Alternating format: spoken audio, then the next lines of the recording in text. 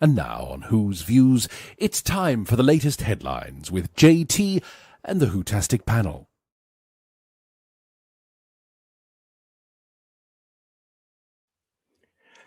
The cope begins. Fans melt down as Doctor Who goes on hiatus, 2026 style.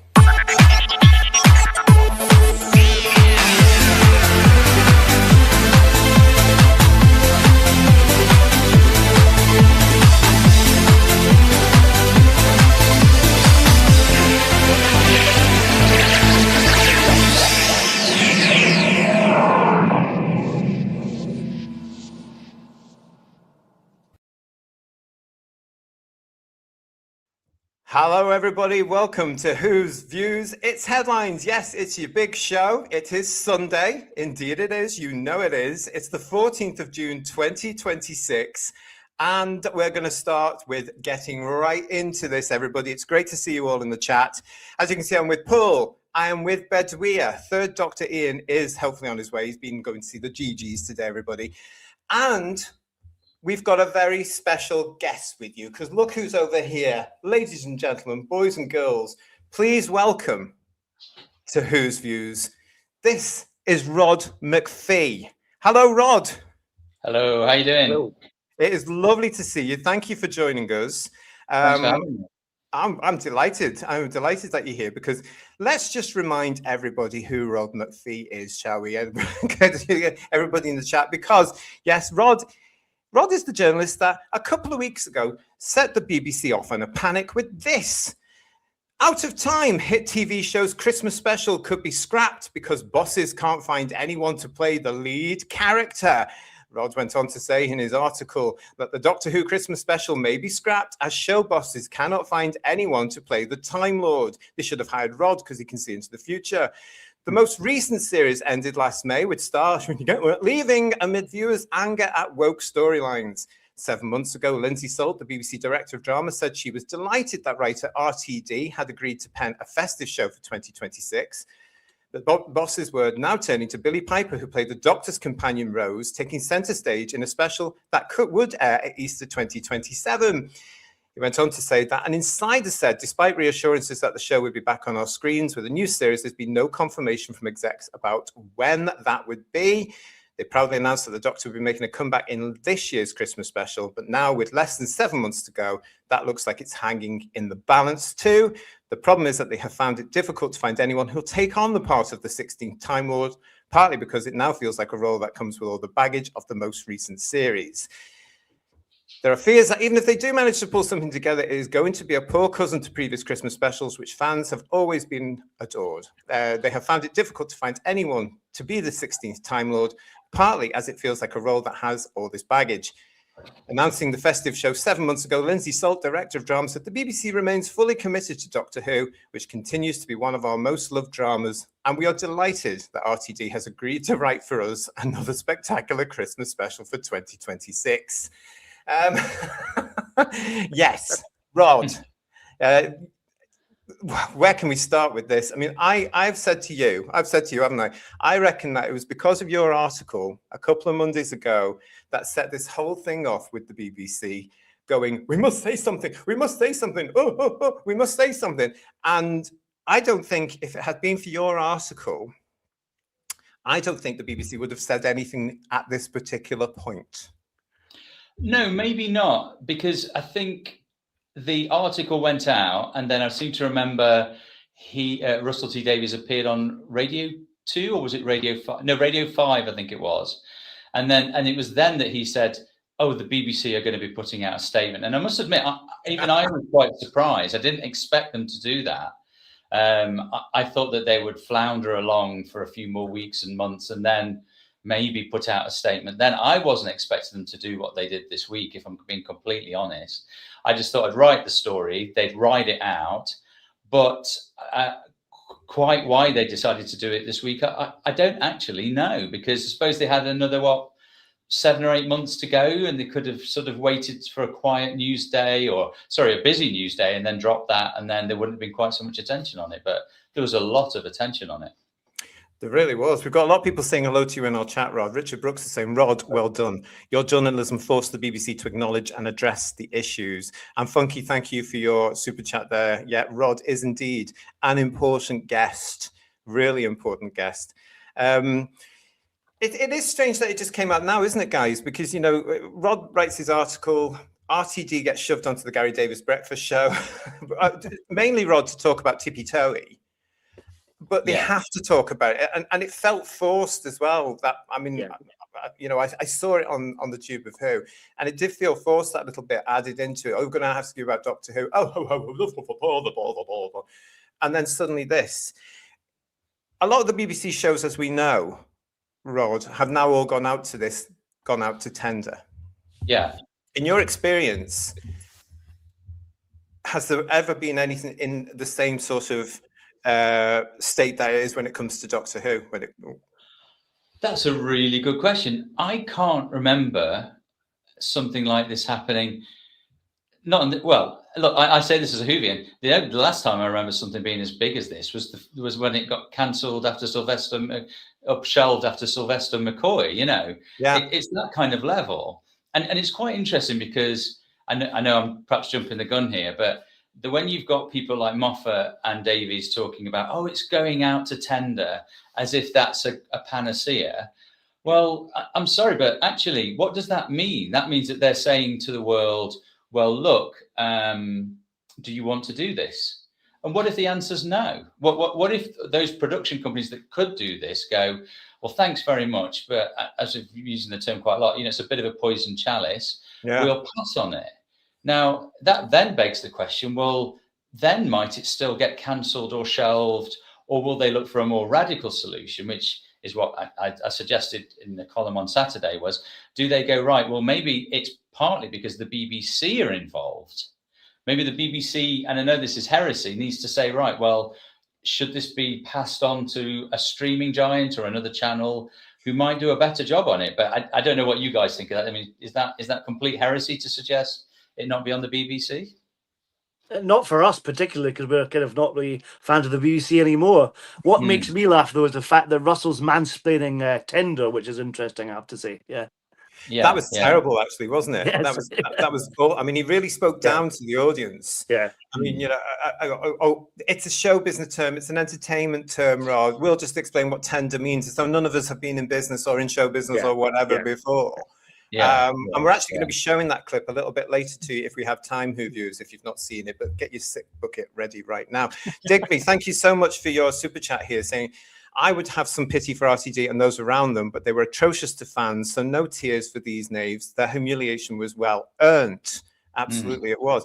I mean, were you aware? I mean, you are a Doctor Who fan, Rod. Were you aware of what was happening when it came to recent years in Doctor? Now I'm going back to the Chibnall era here, and how they were talking to fans, and how they were. I mean, Ncuti Gatwa told us to go and touch grass, for heaven's sake. Jodie Whittaker said, "Don't be frightened of my gender." You know, I don't know. I'm still stunned and speechless about this. But were you aware of as in the media, of what was going on towards fans?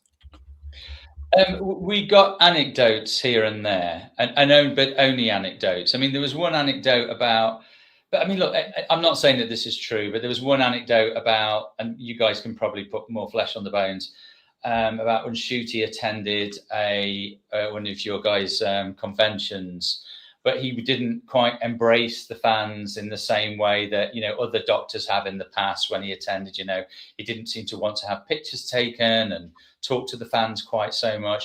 I mean, have I just imagined that, or was that something that you guys are aware of? When he was at conventions, he didn't quite embrace the role as much as he should.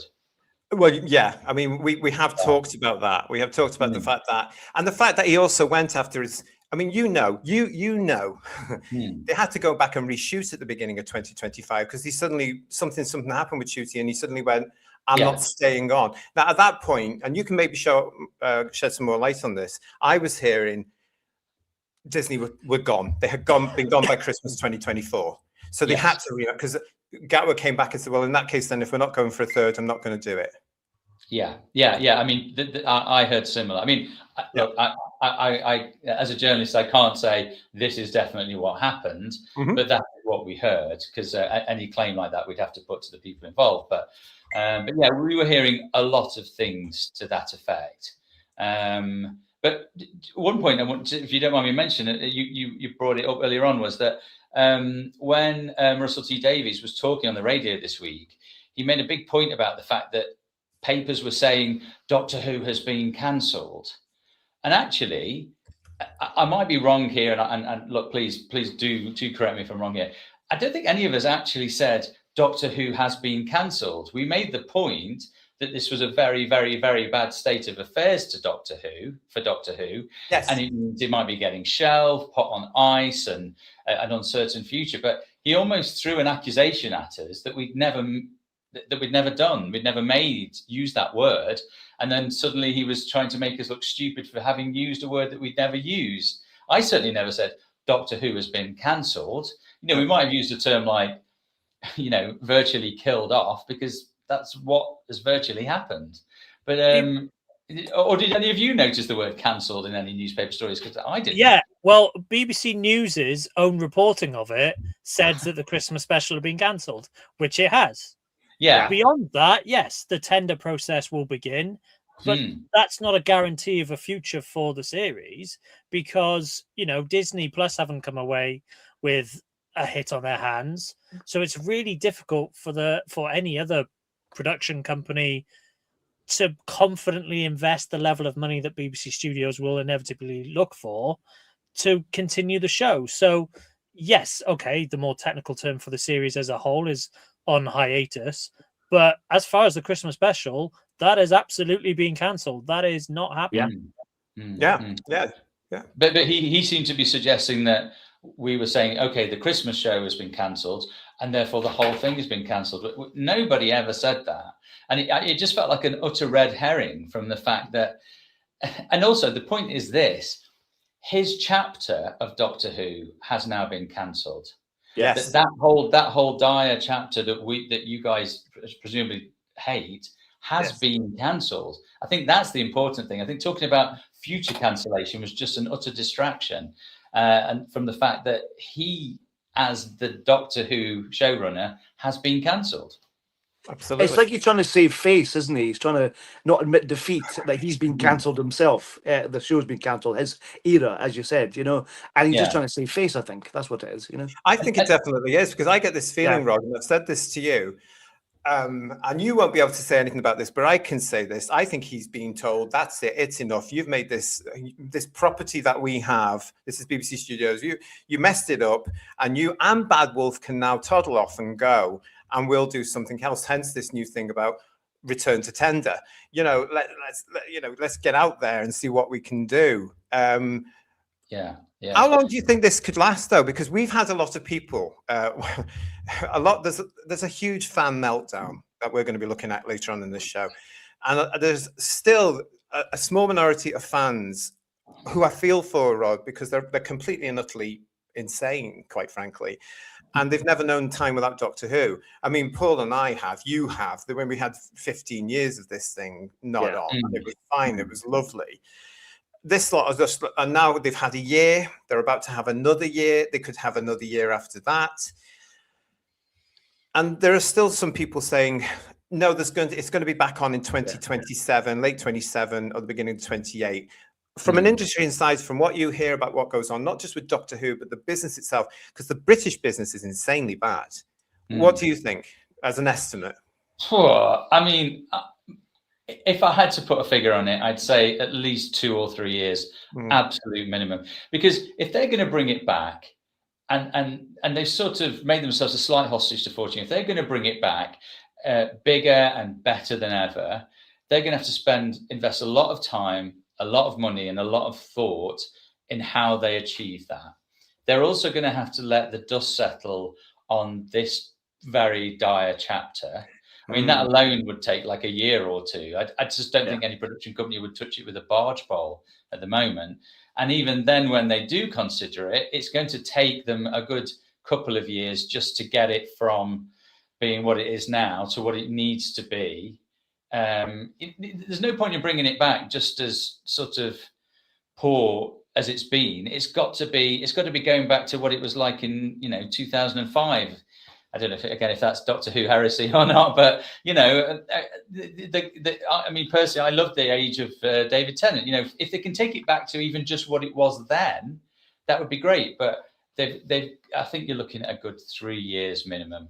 I don't know what you guys think. Does 3 years seem like too short a time? Well, yes, I agree with what you. Yes, I agree with what you were saying before as well. And I've had this conversation with various people over the last couple of days, of course, where I just don't see what an independent production team are going to get out of it, because the BBC made it very clear in their press release, didn't they, on Wednesday, that as we predicted, as we all know, they're not going to let the golden goose fly the coop. They are going to retain distribution rights, merchandising rights, i.e., ka-ching, ka-ching, ka-ching, ka-ching, when anything starts. BBC Studios, whoever the new partnership is going to be, there might be even 2 of them. This thing is going to be expensive to make. What they're going to get in a return. And also, one thing we have to put out there to the public is there's just no audience. The great British public, as we keep saying here on Who's Who's, have gone. They have left the show. They told 99% of the fan base to go. So we've all gone as well. Who's it going to be for? It's going to be a lot of work, Rod, I think, to actually get it going, make it recognizably Doctor Who, good casting, good production values, less of the far left nonsense in it and all the preaching, good science fiction family adventure that's recognizably British and yet can hit a worldwide platform. It's a lot to do. It's a lot of job. I mean, look. I just to be strike as a brief note of optimism is that I suppose if you just said to somebody in 1990, "Oh, Doctor Who will come back and be an absolutely, an international sensation that will capture the imagination of a new generation of Brits," you might go, "Well, let's wait and see." You might have a bit of healthy skepticism, but they did it. But the flip side to that is it took 15 years. So and you could argue that this chapter is worse than the chapter under Sylvester McCoy. I wonder what the Whoniverse thinks of that. But the guys in the chat will let you know. I'll tell you. Well, in fact, I know our viewers so well. I can actually say that we probably look at what's just happened. I mean, these guys watched the Chibnall era. I didn't, and I'll be very honest with you, Rod.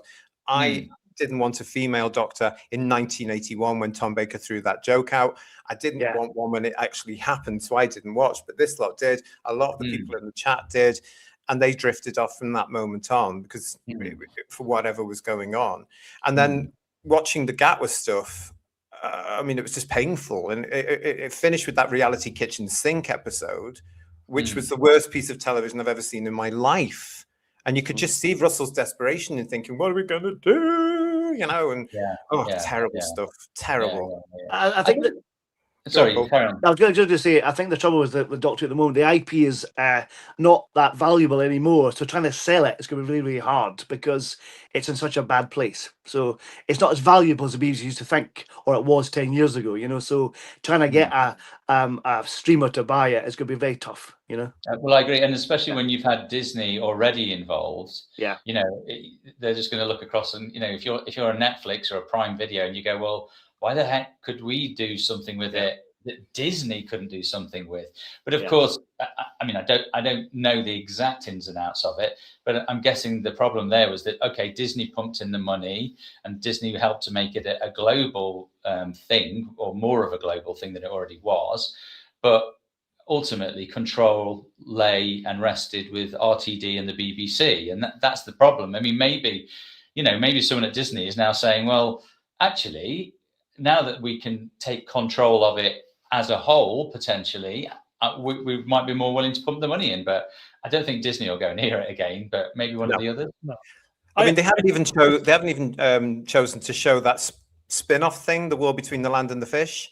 They haven't put that out on Disney yet, have they, Rod? So I mean, that's the whole point about this. The whole thing is Disney didn't like it, so why should we? That's why I think it's going to take a bit longer, really, and a lot of real hard negotiation. We've got a question for you, actually, from Gray in the chat for you. This will test you. Can Rod elaborate on the casting angle? Does he know if actors were offered the role and turned it down? Because RTD is saying they weren't. We know. I tell you what, I do know is that there were lots of approaches made. Now that doesn't mean to actors directly, but we know that people were spoken to, feelers were put out, as you would say. Whether or not anyone was actually offered, I am not personally aware of that within my work, but I am aware of the fact that feelers were definitely put out. Now, whether or not that was, Russell T Davies going out for dinner with some agents and saying, would any of your clients fancy this? And they go, no, darling, we wouldn't touch it with the barge pole. I don't know, but we do know anecdotally from speaking to people within the industry that people were spoken to. Now, of course, Russell T Davies denied that. I think he said, no, I can't remember exactly what he said in his statement. Didn't he say no actors were spoken to or offered the role? Or I can't remember exactly what he said. But again, I think that's a slight fudge because we know that feelers were put out, put it that way. Well, let's have a look at that because you're here with us now. I've just told you that third Dr. Ian has just joined us as well. Hello, mate. How are you? Hello. Sorry, I'm late. Good to see you. No commitment. I'm telling you that already. That's it. Yeah. As you can see, Ian, we've got Rod with us here. We're talking about this. Nice to meet you, Rod. I'll show Rod McPhee. You were just talking about what RTD said. I do have this from RTD, of course, which was his Instagram post on the day. And so goodbye from me to Doctor Who, but hello to a big new future for the show, as the BBC announces it's putting the show out to tender. As a result, there won't be a Christmas special. We only cooked that up to guarantee a future when no one knew what would happen. But now we do know there's no need for it. You'll have to wait a bit longer for new Doctor Who, but you'll be waiting for more Doctor Who than a one-off. So it's worth it. For the record, there was no script. I never wrote it. And no actor was ever approached to play the next Doctor. You may disagree. That's fine. Sit in that chair and wait to be proved right. You'll wait a long time.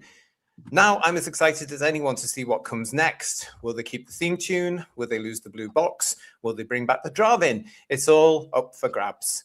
Which is so Doctor Who, exciting and unpredictable and new. Here comes the future, Vwarp. And I just need to point out again, from my point of view, he couldn't help but put the trans flag in his little illustration there, could he? Well done, RTD. Any attempt, any mess with that one. But there you go. So he says nobody was approached there. Well, he would say that, and maybe again, it's a semantic argument. He's saying no actor was approached. But as we all know, actors aren't approached or rarely approached. I mean, obviously RTD and others can, ring up Billy Piper or David Tennant or what have you, and I know that they do. But if you're an actor that they're not aware of, but they think, they'd be good for the role, well, you're going to speak to their agent, you're going to speak to their PRs, you're going to speak to, you might speak to a director friend that knows them or something like that. So I think that's a bit of a slight fudge there, and also it begs the question. If they didn't approach any actors to play Doctor Who, why not? Well, surely, if they were in a situation where Billy's taken over as God knows what, I don't think it was as a Time Lord. Why? Well, surely there might have been some actors out there champing at the bit to think, right, great, this is my opportunity to play the role I've always wanted to play. But they decided not to speak to any actors about taking over Doctor Who. Why? Just doesn't seem believable. Yeah. Very good point. Very good point. I mean, because let's see, they would have known 24, I would say, that Disney were moving out. Yeah. So they've had ample time for them to sit, Bad Wolf, RTD, to sit with BBC Studios and go, what's going on next? Yeah. It's interesting, isn't it? The negative reactions that were coming through, the ratings, Rod, were, you saw the ratings every week as well as we did. They were phenomenally bad, the worst in Doctor Who's entire history. I mean, things like Sylvester McCoy's Battlefield is now no longer, hooray, the lowest rated episode. Woohoo! I mean, what were they doing? It's as though they gave up the ghost in 2024, went through the motions in 25, which would explain why they weren't doing much publicity for it, guys, like they did the year before. I don't know, maybe apathy set in, Rod, around at that point to think, well, and who actually said last year, who in the BBC actually said, yes, I'll just tell the world there's going to be a Christmas special in 2026, when it was obvious there wasn't going to be? Utterly baffling. And I think that his statement that he put out was really glib. It was like, oops, it was a joke all along, and it was like, well, what was the joke? It wasn't funny, so we told you this as a bit of a red herring kind of thing, and it was like, what, to distract from the fact that it'd been an absolute disaster. Well, you're just putting disaster on catastrophe here. And he still hasn't explained, why did the BBC say they were going to do a Christmas special with Russell writing it, and then what is it, 8 months later say, we're not doing it now? No one has actually explained that, other than to say, we wanted our focus to be on a new series. Well, why didn't you just do the Christmas special and then put your focus on a new series? Something very major has happened between this time last year and now. And look, I'll be endeavouring to find out what it was. And when you do, it's very fishy, no pun intended, isn't it? Yeah, it is very fishy. But when you do find out what it was, Rod, obviously print it first, and you come right on here, and you can talk to us about it as well. You know that now, because you're now part of the Who's Views family officially. Mark Greaves, thank you for your super chat. The scary part is there's nothing stopping Bad Wolf from winning the tender and doing this all over again and totally killing the show. I can't speak for Rod, but in my opinion, Mark, that's not going to happen. The BBC, even though they are completely insane, BBC Studios never listen. I can't see them going back to have another bite. It's such a shame, Rod, isn't it? Because I was a big fan of Discovery of Witches. Yeah. I mean, look, it's been a bittersweet week. Although my story was proved to be correct, I was quite sad, because I realised how momentous it was that this had happened, because this was the last vestige of a very dire chapter. And who knows, by some miracle, Russell might have come to his senses, written a brilliant Christmas special, and everyone went, brilliant, Doctor Who there's still hope that it might be this wonderful thing again. But instead, it just quashed that last little bit of hope and of a dark chapter, but I didn't feel particularly smug this week. And you might find that hard to believe, but I didn't. Well, I will be smug for you, because we've been saying something very similar for years. And I'm looking at this as what happened, as you know, Rob, I'm looking at this as a celebration. I'm looking at this as that's the end of that. Good. If you want it, it's there. But if you don't, let's hope that a brand new sparkling version, which is more like, as you said earlier, more like the Doctor Who should be, is on the way.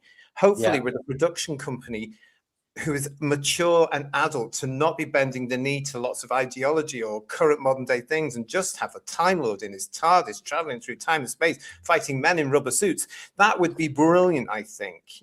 I've always said, Rod, and you're the expert when it comes to this, I've always said that Doctor Who in any new format now would have to return to not just what I've just said, but also the 30-minute format. What's your view on that, as opposed to the hours they do? Oh, that's interesting.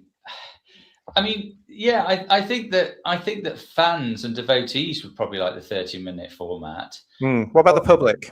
Well, I think the trouble is now, in the age of streaming, and I know this is a bit of an eye-rolling moment, we're all used to that kind of 60-minute chunk, aren't we? Things are either a little bit shorter or a little bit longer, but really that 60-minute chunk, we expect that. And I don't know if the 30-minute format, I mean, that's something that they only tend to do with comedy now, isn't it? Really, but what comedy? Well, funny enough, Disney launched a new comedy last week, didn't they, with Nicola Walker in it? And again, it was like a 30-minute thing, I think. But anyway, but no, I think they'd have to come back with something that's like at least 45, 50 minutes long. I mean, if it did go to a streamer, and please, pray it does, I think they would demand that. Right. Yeah. I mean, I'm interested to hear what you guys think. If it did go to a streamer, is that something that you would welcome, and why would you welcome it? I'll go first, if I may, everybody. Thanks to everybody joining us in the chat. It's good to see you. You're here for your big show. It's Headlines here on Who's Views. We are live. It's the 14th of June, 2026. Got a special guest with us here at the moment. It is Rod McPhee, television journalist extraordinaire, who got so many things right with Doctor Who over the last few years. He is one of us as well. He is a Doctor Who fan.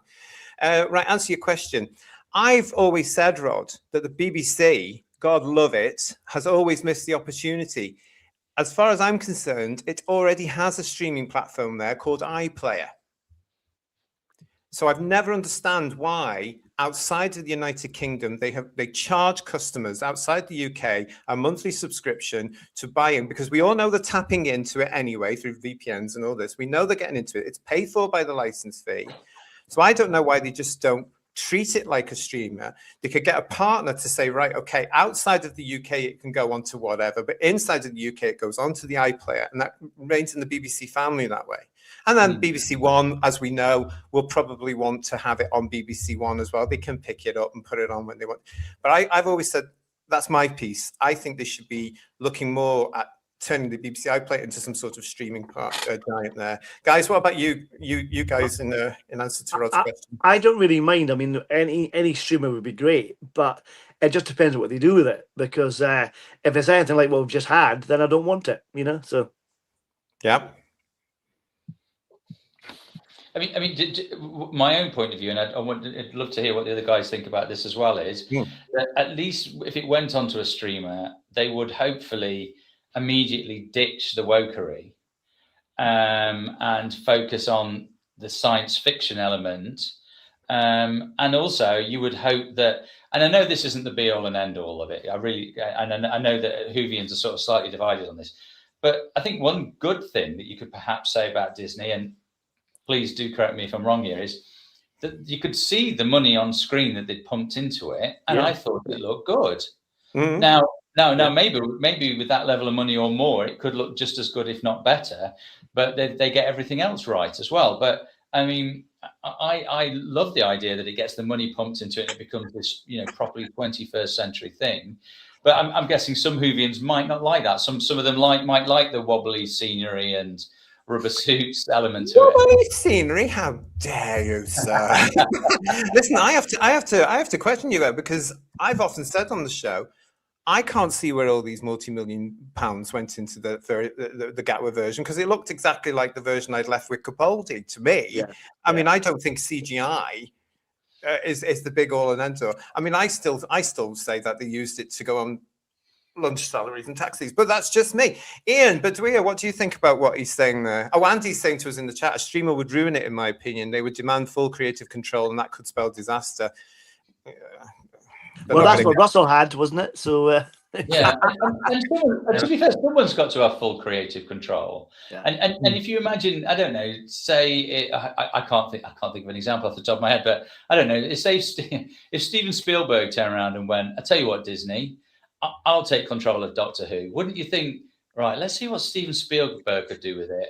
Well, we almost done that in 1996, didn't we? Yeah. So really, listen, we've got a question for you here from the Supertone, Rod. Why can't our BBC make it themselves like they used to, from Verity Lambert to JNT, the original series? Why can't they? I don't know. It's strange. I wish I could answer that question, because if I can. They're skint. That's why. Yeah. They don't make anything. But I don't understand. But why? I mean, so to go back to this, and if you guys don't agree, tell me. But like the David Tennant years, I don't think that they necessarily had more money then. They just had a better Doctor Who, and some of the best scenes in Doctor Who for me weren't necessarily scenes where there's Daleks and lasers and everything like that. It was the scenes that just where the Doctor was delivering a monologue, or he was talking to Rose, or one of my favorite ones was, again, you might not agree with, but like when your man was playing Davros, the new Davros. I loved the new Davros. His whole performance as Davros I thought was brilliant. Now that doesn't require millions and millions of dollars of CGI and effects. It just requires someone who's a brilliant actor to be given a good script and a good scene, and people like myself a punch in the air. So I can't remember what the original question was, but you take my point. It was very good. It was very good when Tennant was on the rope descending in the Satan pit. It was just pitch black. He's on a rope and he was delivering that speech to the girl that was waiting at the top. That was very simple, but very effective. So I agree with you, Rod, on things like that. I mean, jumping in before Bedweir on the streaming thing, I agree with JT, and have done for a long time, that the BBC shouldn't have a license fee. It should exist on the merits of iPlayer being subscription. And then if it's as popular as it thinks it is, then it'll have enough money to survive, and it'll have to focus on stuff that's actually what people want to see. But if it was with any streamer that was prepared to put the money in, again, having seen one get horrendously burned, if they could make it with elements of, the Hartnell and More Troughton base under siege elements occasionally, the Pertwee invasions of Earth, or the environmental stuff, or existing things like giant spiders. Spiders are every day, but giant spiders, maggots, things like that, the things that people remember that get in people's heads, or the Tom Baker element, the Hinchcliffe and Robert Holmes era. If you can take elements from that and focus on that as the core of your Doctor Who, then I think it would be a success if you did it properly. But like you've said before, the wokery and everything else, that kind of messaging. Barry Letts did messaging. He did his environmental story with the maggots, and it was absolutely fantastic. Everybody that was watching it at a different level, when I was watching it as a, God, what was I? As well, I was watching it as a 7-year-old. I didn't get all the environmental messaging. I just got the monsters and the maggots and the men glowing green and dying. When I got older and watched it, I got the messaging, but it wasn't explicit, and it wasn't down your throat, so to speak. Whereas you see a similar environmental one, which was the Whittaker one with the spiders. JT, you were mercifully free of seeing that one. It was just, and it was so blunt and in your face, and with Donald Trump critique as well, completely unnecessary, but they couldn't help it, which was one of the reasons why ultimately it went the way it did, because they thought everybody was with them, and actually nobody was with them. But if a streamer could do it that way, but then again, it's what streamer? I mean, I don't think Disney will want to touch it again with a barge pole. Possibly Amazon, maybe, I don't know. That they do some good stuff, they do some naff stuff. I'm concerned to see what they do with James Bond.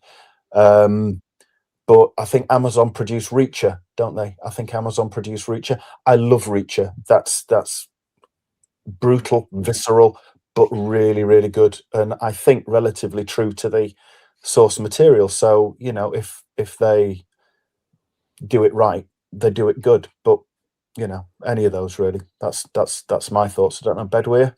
I think it's going to be interesting to see. You mentioned that the Doctor, that basically Amazon obviously now doing Bond, and I think it's going to be interesting to see what they do with it.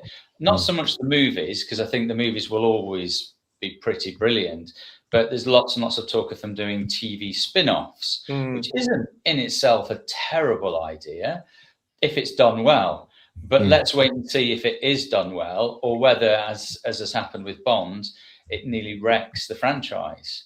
So we're going to have to wait and see how much money they put into it, which no doubt will be millions, who they get to play the various roles, and how good the scripts are, etc., etc.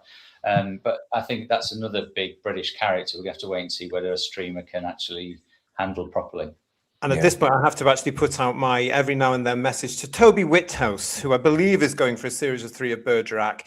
Do series 3 of Bergerac, and then you and Dan, you'll move over to do Doctor Who, love. Come on, we need you. Toby Whithouse, Rod, is my favourite to do a Doctor Who. I heard, I don't know if it's true, I heard that he could have done it after Moffat, but nobody really went and talked to him about it properly. But he was allegedly he was available. They gave it to Chibnall because they were keeping it in the club, and he's just had this massive hit with Bergerac, 2 series of Bergerac, which is done with care and reverence to an original.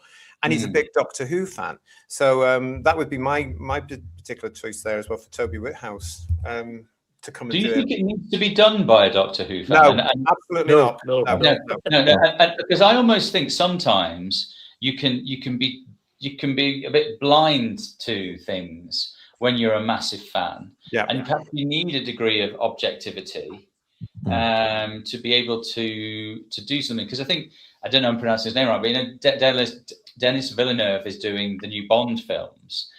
Now he's brilliant, but a lot of his stuff that he does is sci-fi, and now he's coming into like this action thriller spy genre. And I still think it would be brilliant, but sometimes it takes a pair of really fresh eyes to come at something from a different angle. But I did wonder whether you guys would consider that heresy again as well. Not at all. No, I mean, as long as some of these We've said this a long, long time now on our shows. We don't care if they're a Doctor Who fan. In fact, we have just witnessed 3 Doctor Who fans, 3 alleged Doctor Who fans, practically putting the show into a grave. And actually, to use your word, committing heresy by going back on things, rewriting things. Chris Chibnall recreated the Doctor's entire history to justify the fact he cast a woman, you know, and then to put all these United Colours of Benetton, other things into it as well. So, oh, William Hartnell's no longer your first Doctor. That was an insult. That did not go down well in Doctor Who fandoms, you know. That has not stuck. It's still there. They're still pushing it out now with this other woman there. Can't remember her name. They're still pushing this out. They're doubling down, and now the show's coming off. So I think, you know, the main thing for me would be a brand new production team coming in with producer, a script editor who are very, very good. If you want the showrunner thing, put the showrunner thing in. I'm not a big fan, but just good minds to be able to say, right, let's start it again. Let's go back and look at what made Doctor Who. Let's go and watch some John Pertwee and Tom Baker. Let's get the feel of it and then bring it in. And I think anybody could possibly do that with respect. It doesn't have to be a Anita fan. I might, you know, that's just my view of viewers. You know that. Interesting. Really interesting. I mean, by the way, quote us on anything. If you want a quote, just give me a call. Just for anything at all. Because, you know, I'll tell you. Time Lord Victorious is with us. Hello, Emilio. How are you? Toby is great at writing big themes. Death, faith, for example, into his stories. His episodes show a great grasp of who the Doctor is. And that's what we want, isn't it? That's what we want, really. We want to recognize our Doctor again. We don't want things rewritten for... What do you think of this mythical modern audience? I'm sick and tired of hearing about this modern audience. I don't think it's there because there's only 3 of them, for goodness sake. Yeah. They rewrote Doctor Who, Rod, for this mythical modern audience, and look where it is now. I think the trouble is, I understand why they do it, but also you trying to chase a modern audience is just a bad idea in my mind. You look at something like, and I know this is very different to Doctor, look at something like Clarkson's Farm. It is a huge TV show, right? Yes. It's watched by so many people. It is one of the biggest success stories of any streamer in Britain. I believe, and I hope Prime will probably ring me tomorrow to say this isn't true. It's their biggest show by far. Right. I think it's the biggest show, most watched show in this country that's only on a streamer. And let's face it, it's a TV show that's very, very simple. It's about someone who doesn't know a great deal about farming, who tries to run a farm, and we laugh at him getting kicked in the balls by a goat, and you know, all this kind of thing. But they didn't try and chase an agricultural audience. They didn't try and chase millennials or anything like that. They just came up with an interesting idea and a commitment to pursuing it entirely. They didn't chase a modern. I mean, even things like Traitors on BBC One, a huge success for the BBC now. Yeah, but I don't think that they necessarily thought this is going to be an absolute smash that's going to cut through the generations. I think they could see it was good, but my point is just like you can see sometimes with some shows they try and chase an audience and fail, and all the shows that do well, I don't believe that they chase an audience and done well on the basis of that. If it's good TV, people will watch it. That's the thing, isn't it? Agreed. Yeah, it'll find an audience, won't it? It'll find an audience if it's good TV. Word gets round. I didn't know. I knew about Clarkson's Farm, for example, and obviously knew about Clarkson, but I'd never really gone out of my way to watch any of his shows. I was never really a viewer of Top Gear or anything like that. But I had to go with my boss to visit a data center down in Farnborough, and on the way back he said, "Do you mind if we just take a detour this way?" I said, "Yeah, fine." Why? He said, "Oh, I just want to pop in at Clarkson's Farm." So I'm like, right. It was chucking it down. It was horrendous. It was just like, I don't know, you could have been in Lancashire. It was so wet and grey, and Yorkshire here, so you know, God's own. And so we went and we parked up along this country lane that was chocker with traffic, and we walked up, and it was around the end of series 2 of Clarkson's Farm, as I found out. We had a bit of a wander around, saw massive queues outside the Diddley Squat farm shop, had a picture outside the Diddley Squat sign, and that was it. And I said, look, I will watch an episode when I get home. And I told my wife about it. We sat down, we watched it, and we binge watched the first 2 series in about 3 days. And now we're just getting into series 5. It's superb. It appeals on so many levels to so many people.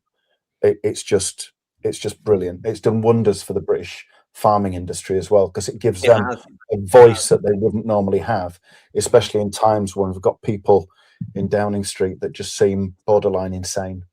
And I can bet Clarkson and Andy Willman and the production team behind that and Prime didn't sit down and go, let's chase an audience, let's aim this at millennials, let's aim this at Gen Z.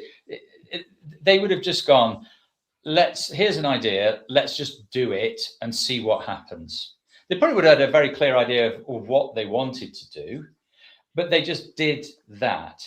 And I think that goes to the heart of the problem, really, is that with Doctor Who, you can imagine all these different voices, the BBC and Russell and all his cohorts, and maybe a little bit of Disney as well, all chipping in.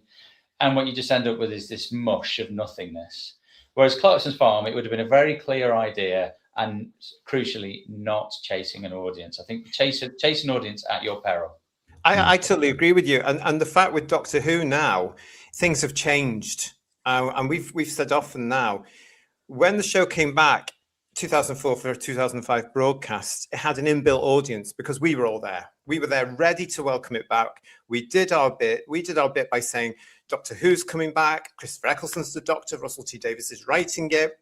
The BBC are really supporting it. Look at this, look at this. And then when it was on, we had 13 weeks then of look at this, look at this, look at this, look at this. Isn't it great, isn't it? And we did the word of mouth for them. Any new production team, Rod, will need to understand that is not the case coming forward now, because we have gone. Lots of us have gone, and they have a minority audience of fans who may not stay, who may not get around to staying with the show for even 3 or 4 years. They might just get fed up and move on to ruin something else. But the thing is, the goodwill is not necessarily there now. This is a lot of hard work for any brand new partner to come in. That's quite off-putting, I feel. To be able to say, oh God, you've talked about baggage. We've talked about baggage. The baggage that 21 years of this version of the show, it has more than the original 26 years has. So they're going to have to clear a completely clean slate, and also look at an audience and think, where are we going to get the audience? Because we don't even have the full fan base to support us anymore. They might have to do a whole year of just coming to fan conventions, Rod, just to butter us up, and say, this is what we're going to do, this is what we're going to do, this is what we're doing. It's going to come in 2 years' time. This is what's happening. Look at these designs. Look at this. It's a lot of work. Oh, well, I agree. I mean, again, just to strike a minor note of hope, I remember in 2001 when the Bond film Die Another Day came out, and everybody was like, oh, this is just not, this doesn't, I have friends that are Bond fans, and they said, this doesn't even feel like a Bond movie. And they were done with Pierce Brosnan, thought it was a bit of a hammy Bond and this, that, and everyone was like, it's over. The franchise is over. And then, of course, Daniel Craig came along. And he was bloody marvelous, and he reinvented it. He put, he inspired other directors and producers to look at doing Bond differently. He gave it a whole. So my one hope is, and I think it does depend largely on who they get to play the Doctor next. My one hope is that will reinvigorate the franchise, and if they can do it with Bond, I think they could do it with Doctor Who. But I agree, it's a real uphill challenge at this stage. Yeah, I'd do it. Having said that, I would do that. So if anybody wants to employ me, you can. It's whosviews1@gmail.com. Put in your header, job offer, and we'll talk. Well, they're looking for a new Bond as well, JT. I don't know if you're in. I'm too old for that now, love. I can't even do a rollover now, I tell you. Oh, no, I couldn't do that now. Oh, no, they take me. And a bald one as well. It's great to see bald, maybe. I don't know. I just what you were saying, JT, before. I just pulled it up because I knew I'd saved it. I had a little exchange, shall we say, on X today with a lad, I assume it's a lad. You can never tell these days, can you, really? Probably not a very well-formed one, if it is, called Jack Hart. Bless him. Okay. Jack Hart.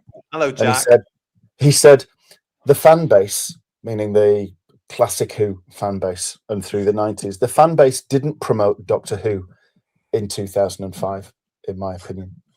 It was, that was my response, Bedweer, as well. And I wrote back to him. I wasn't nice, to be honest, but it was just complete rubbish. The fact that there's people out there that believe that.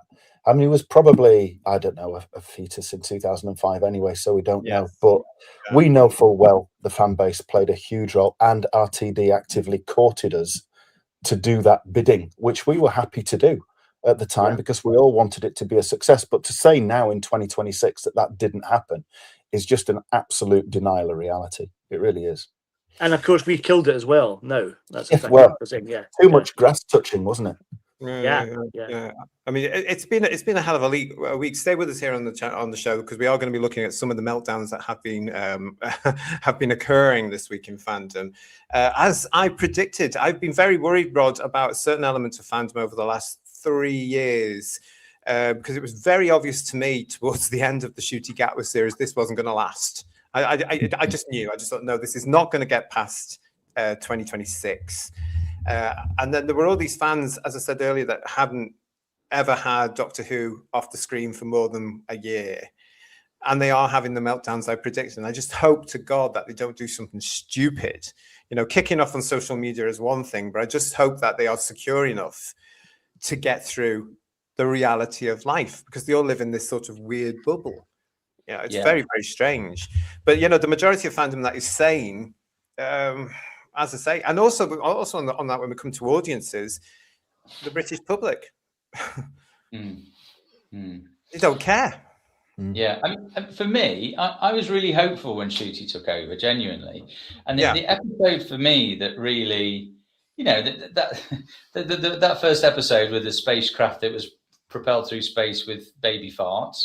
Okay, I can kind of get past that, but it was the episode, and I think it was written by Moffat actually, where it was this sort of lecture about how war was really bad. I mean, who knew? And about how evil Christianity was, and again, it was just utter sort of left-wing kind of propaganda to some degree. Do you know what I mean? And I was like, why have you dragged any faith into this, let alone Christianity? And it's like, and then you've married that up with war, and it's just and then the other thing was, I was like, I'll prevent myself from swearing here, but please, Shooty, stop crying. Stop crying. Yeah. The doctor does not cry. The doctor sorts stuff out. He doesn't cry. And it was crying. It was like X Factor or something all over again. I was like, please stop crying. And that particular episode for me was, I was like, all right, so we've got anti-war, anti-Christian, and he's crying. That's the Holy Trinity. I'm done. Yeah. Well, you lasted a lot longer. I mean, we watched the whole thing, all the episodes. I didn't. By the end. Well, no, he bailed out. I was bailing out at the end of Space Babies, but no, we had to go on because we were reviewing them here on the show, and people wanted to. It was tough, though, wasn't it? Yeah, it was real tough. Yeah. I tell you all, what also was tough was listening to Russell T Davies this week as well. He has been doing some other stuff. Now, what frustrates me about this is that he is, of course, coming off. I know he's getting plaudits galore in the United Kingdom this week, ladies and gentlemen, for those of you outside the UK, because Tippy Toey has now finished.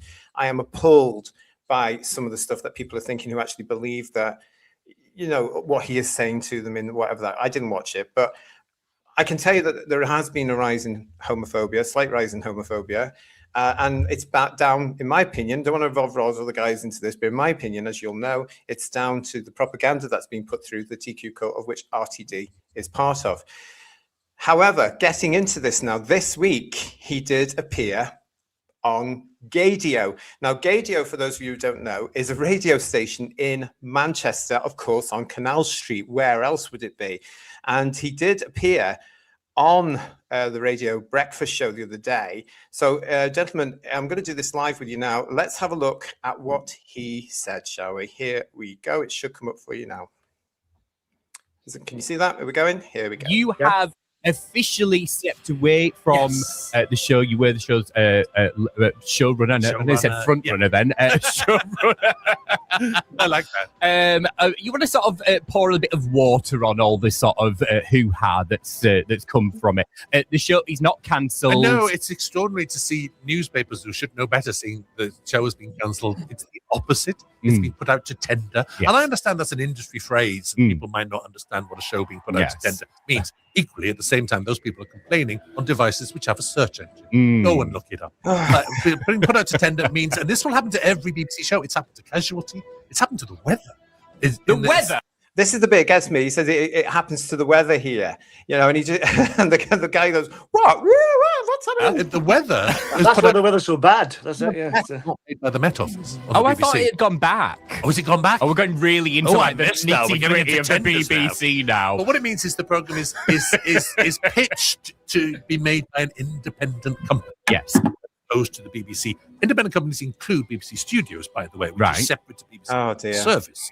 So they're in the running. I imagine, I don't know, I'm not part of this process because it's a very legal process. But it's happened to Casualty. Casualty has been sitting there for years as a BBC show. It was put out to tender last year. Now that's going to be made independently by BBC Studios. So the same thing is happening here with Doctor Who. And I think, I'm not in charge of this process, that means many years ahead, no one's going to put out to tender, no one's going to apply for a tender for 1 year. It's not worth it. Yeah, you've got to lock in.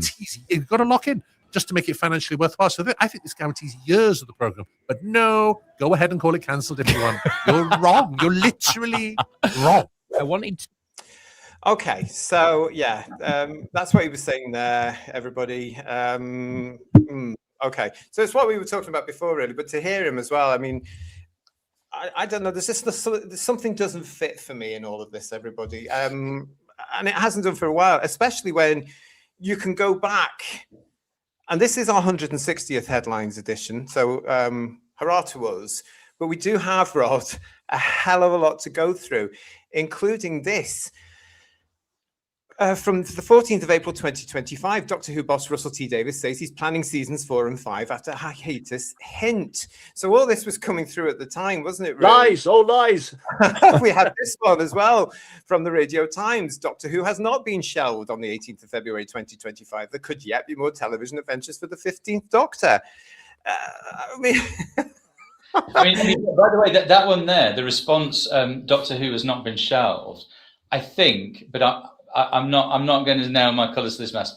We did a story in February of 2025, before, way before it was actually axed in May 2025, saying that things were getting dire, that people on the set were like being told that the show isn't going to continue, that Shooty was set to quit, and it was set to be shelved. So that headline was a response by the BBC, even back in February, saying, no, it's business as usual. And we were like, well, everybody involved in Doctor Who thinks it isn't business as usual, but they were maintaining throughout, no, nothing to see here. And they've been obscure throughout, shall we say, that they've been very, when I went to the BBC with the story about the Christmas special being axed, they just went, no comment. And you kind of go, well, hang on a minute, you're our national broadcaster. Either it's true or it's not true, or maybe you haven't made a decision yet. But I strongly suspect that they might have made that decision when we took the story to them, but they came back and said no comment. Well, why? Because all throughout they've wanted to just control it and withhold information, and they haven't been transparent. They haven't. And I just want to take you back, if I may, Rod, to something else that you wrote way back in 2025 on the 23rd of May. Here it is. Doctor Who's wokest ever lead star, Ncuti Gatwa, axed after just 2 series with the show to be paused after a ratings nosedive. Rod reported that insiders believe that a streaming giant which has pumped in millions will not renew its deal. He went on to say that Doctor Who's demise is a national scandal. It is part of the fabric of British culture. Once the envy of the world, the rot set in when the BBC handed the reins back to RTD, who masterminded the 2005 reboot. Rather than reverse the wokery and go back to basics, he went for broke and he wrecked it. What an embarrassment that at one stage, this BBC series had just over 1.5 million watching a world-famous show in a primetime Saturday slot. Aside from the woke stories, did they think fans wanted to see a Time Lord strutting around in skirts and skimpy vests, dissolving into tears at every turn? Icing the show might be the best way to salvage the memory of its good old days. Perhaps the next custodians will treat it with the respect it deserves. Well, here. Yeah. Here. You know, prolific stuff here, gentlemen. This was good stuff from Rod. Well done, you. I mean, one thing I'd like to say is that whenever we write these slightly punchy kind of opinion pieces, there's no intention of any kind of hints or dog whistles about anything else. You know, like, so when, for example, we're talking about him marching around in skirts. If someone wants to wear a skirt, they can wear a skirt.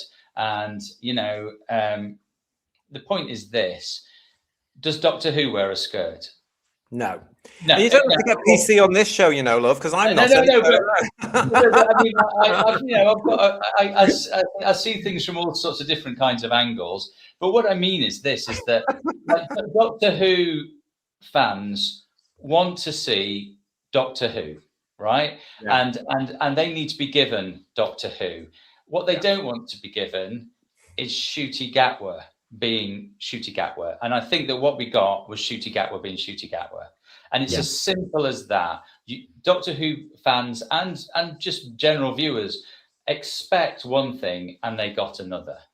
I think that's all it boils down to. I'm not saying that the thing that they got was good or bad. I'm just saying it isn't what they wanted and expected. But that's what it all boils down to, right? Yeah. They didn't give us and you what we wanted and what we expected. Yeah. And that came out through the figures of the ratings, the fact that the Notwees, i.e. the great British public, deserted the show in the millions week by week by week. And I'm not just talking about RTD2 here, I'm talking about through the Chibnall era as well. And of course, it's lost millions of us as fans. It's sad times in a sense. What I found interesting was that when I did a piece in Saturday's paper and I looked back at when I did my very first piece saying, oh, some of the more sort of politically correct storylines are starting to turn viewers off. And forgive me if these figures aren't right, but it was amazing. It was, the figures have dropped from 8 to 6 million. And I was like thinking, my God, you know, they'd pray for 6 million in the last series, but it was that first, I think it was the first series under Jodie Whittaker that immediately the rot set in, and it was dropping. But even at that point, it still had a really good audience. But what I don't understand, and this haunts my dreams. Why, after Chris Chibnall left, did they think, let's get Russell T Davies in? Who thought, it'll be less woke under Russell?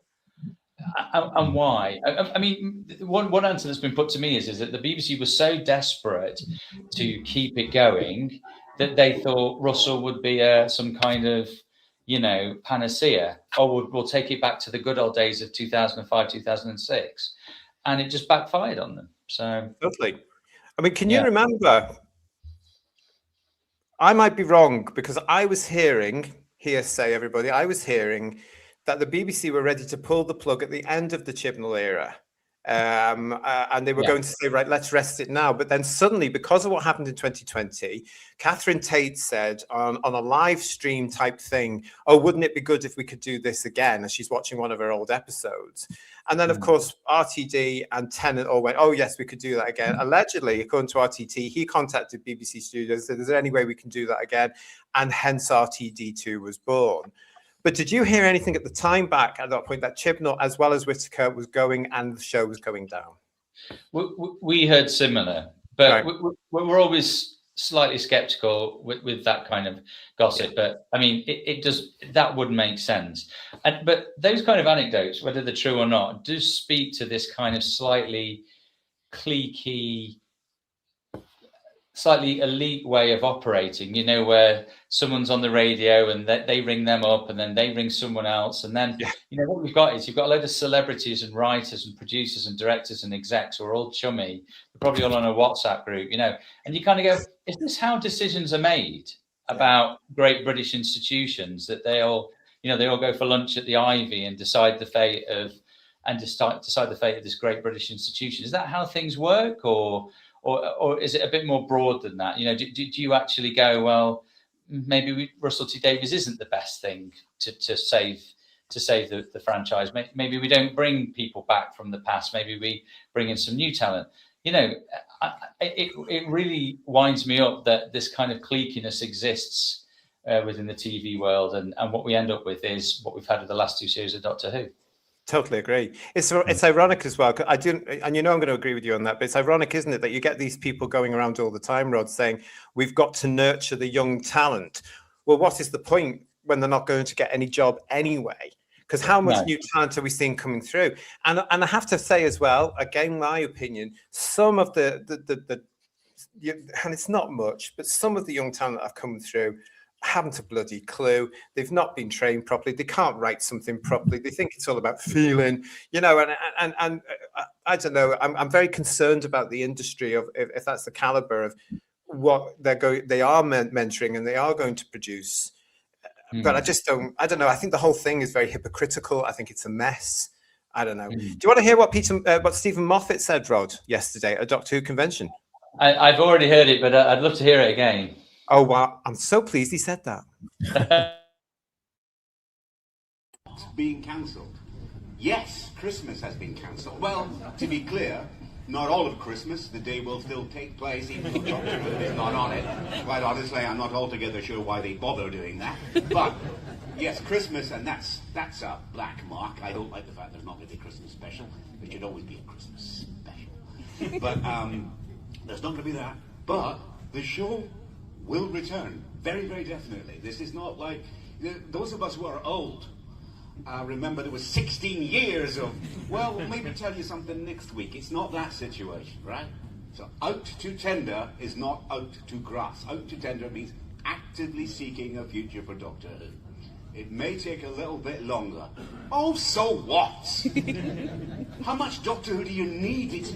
On your iPhones right now is every episode ever made except for the ones we accidentally lost, right? So watch those for a while. It's great, right?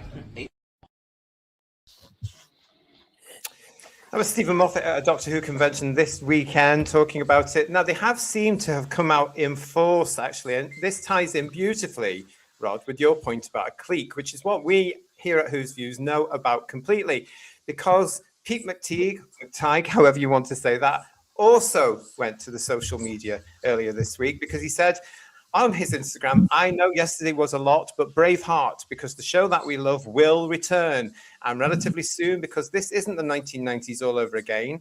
Since those dark times, RTD has brought the show back in triumphant fashion. Its popularity soared to new heights, and the Doctor is now a beloved British institution in the tradition of Sherlock Holmes or Paddington or James Bond. There are so many more stories to be told, but while we wait, celebrate the fact that the show we love is also loved by the BBC and has been guaranteed a long-term future. And meanwhile, what a perfect time to delve into the back catalogue, scroll through iPlayer, where almost the entire history of the show is laid out, relish the beauty restored classic Blu-ray box sets, watch the short films on YouTube, or leaf through a Target novelization. Go back to the beginning, start the journey over. Binge a Doctor you've never seen before. Meet the Axons, battle the Pteroleptals, cook with the Candyman or play chess with Fenric. And know that the Doctor will return, because honestly, he will outlive us all. I have to tell you, though, Pete, that Doctor Who was up there with Sherlock and Robin Hood way before you lot came in, I have to say. It was already a British institution. I wouldn't say the 2041, that's when it's coming back. Yeah. I wouldn't say the 90s were dark days, to be honest, because the fandom was really quite vibrant. It had the fanzines through the 80s and late and early 90s, and then the early internet and chat groups and things like that. And there was quite a lot going on, really, in the build-up to McGann and then post-McGann and everything else. I think in some respects, and we've said this before, that was partly what enabled it to come back anyway, but... Well, one thing that sort of irks me is that amid all this talk about, oh, it's not been cancelled, or, it's not been put out to pasture, it's just been put out to tender. What nobody's asking, and certainly nobody's explaining, is why it's been put out to tender. And now we can guess, but what they need to do in order to move on from this and I'm sure at some point someone like Lindsay Salt or someone at the BBC will be cornered on this and they'll come up with some answer. But why has it reached this point that they've had to put it out to tender? Why? Because and unless they recognise the mistakes they've made, they'll never learn from them, and it will either die, i.e. not come back in any way, shape or form, or it'll come back and make the same mistakes again. And I think that I think you guys in particular deserve some answers. Why did they let happen to Doctor Who, and why are they now putting it out to tender? Because putting it out to tender to me is an admission, without actually saying it, that they got it wrong. Yeah, and that they can't do it. This is something we've said a lot, isn't it, guys, on our channel? We've basically said the BBC know they've got something there, Rod. They know it can make a lot of money for them. They've had a taste of that, 2005 to 2010. They've had a taste of that, but they've never got it fully right. And this time round, they trusted people they shouldn't have trusted. And let's face it, they had a great track record. They did the show in 2005. They did it. You know, Julie Gardner was there. Jane Tranter was around. RTD was there. Phil Collinson was involved. But they'd lost the plot by this point. And I feel, I do feel very slightly bad for BBC Studios because they trusted them. And now it's come back to them and they've gone, no, you guys can't do this anymore. We've just lost a fortune. We're getting slagged off left, right, and centre. We can't do this. The viewing figures are in the toilet.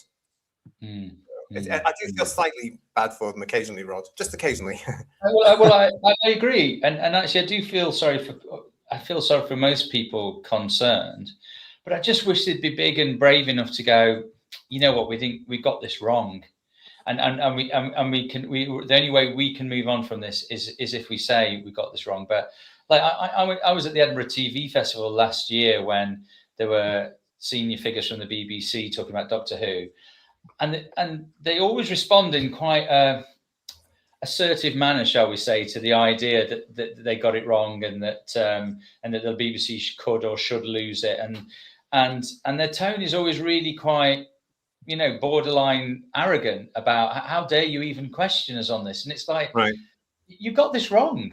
Of course we're going to question you on it. Well, what did you expect, that you'd get it wrong, so hideously wrong, and then we'd just pretend it hadn't happened? Yeah. The only way they can move on from this is to admit they got it wrong, and I'll be amazed if they ever actually do that. No, they won't do. No, they won't do. Not a chance. Not a chance. I mean, when have you ever known the BBC to apologise for anything? Well, exactly. Yeah. Thank you, everybody, for joining us in your chat. It's good to see you. Keep your chats coming along.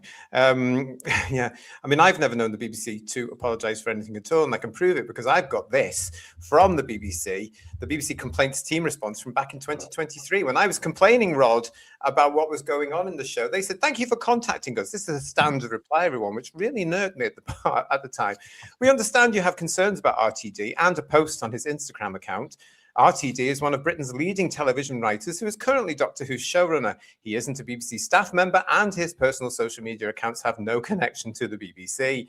The BBC's social media guidance has different levels of obligations depending on which area of programming individuals work in. Actors, dramatists, comedians, musicians and pundits who work for the BBC are not subject to the requirements of impartiality on social media. More details can be found here." It was a load of waffle. "We have, however, shared your feedback with the relevant BBC staff and your comments have been logged on our complaints report and shared with senior management. Thanks again for taking the time to contact us," the BBC complaints team. Now, I'll put this into context. The reason, Who viewers, I actually complained was because, as you may know, one of our own Who viewers here, Jack, had been sworn at on Instagram by RTD. And so I thought, I'm going to complain. And that's what came back. And it still goes on today. How many people have been blocked by RTD over the last year? Doctor Who fans, a badge of honor now. Yeah, it is a badge of honor. You can even get T-shirts from the Who's Views shop saying, "I've been blocked by RTD." It's all there for you if you'd like to go and check. It's strange, isn't it? It's like the Russell T Davies that loved Doctor Who and created these brilliant Doctor Who's back from 2005 to, was it 2010? Forgive me if I got that date wrong.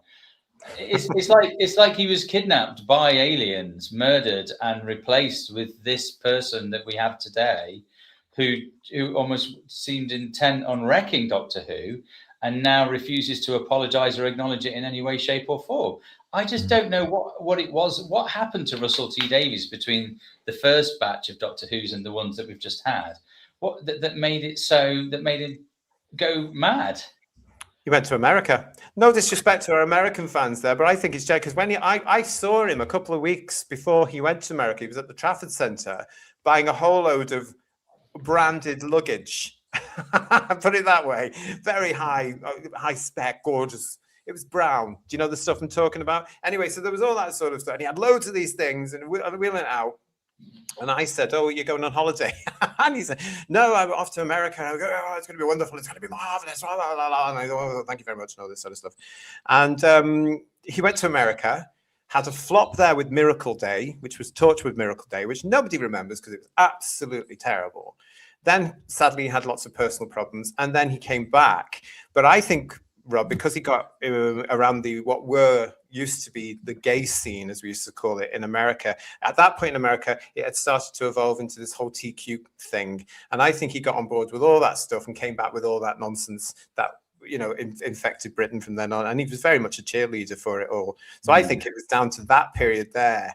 And then suddenly everything had to be put in. And he just saw Doctor Who. Instead of seeing Doctor Who, I feel that he saw Doctor Who as another vehicle for the agenda, for the message, copyright critical drinker, all that sort of stuff. It's a shame. I mean, the other thing that might have happened, and I know this from friends, is that unlike in Britain, in America, when you go over there, they blow so much smoke up your arse. Yes. You go into like these Hollywood execs offices, and they're like, "Oh my God, you're the best thing ever since Spielberg," and all this kind of thing. And they're like, and you can imagine, as a Brit, you go in and you go, "Oh wow, this is amazing." You lap it up, but once you're used to that kind of culture, and maybe you came back to Britain and expected a bit of that and probably got a little bit of that because he probably felt like he was like the savior of Doctor Who for the second time. And then he probably felt like he had free reign, and I think he was given free reign. I don't know that for sure, but I think he was given free reign. But yeah, the going to America thing seems to chime with me. It feels like something happened to him in America that changed him 180 degrees. But I also think you're absolutely right, because of course he was also coming off the back of selling Queer as Folk from 1999 to the American audience with Joel Schumacher. That went for 5 series, and I have to say, for any of you who haven't watched it, I think I've said it before, it was better than the stuff that was on the BBC because they got time to flesh out the characters and the situations. I actually really enjoyed it back in the day. It's incredibly dated now, wouldn't be allowed to happen now because it deals with gay people rather than TQ cult people.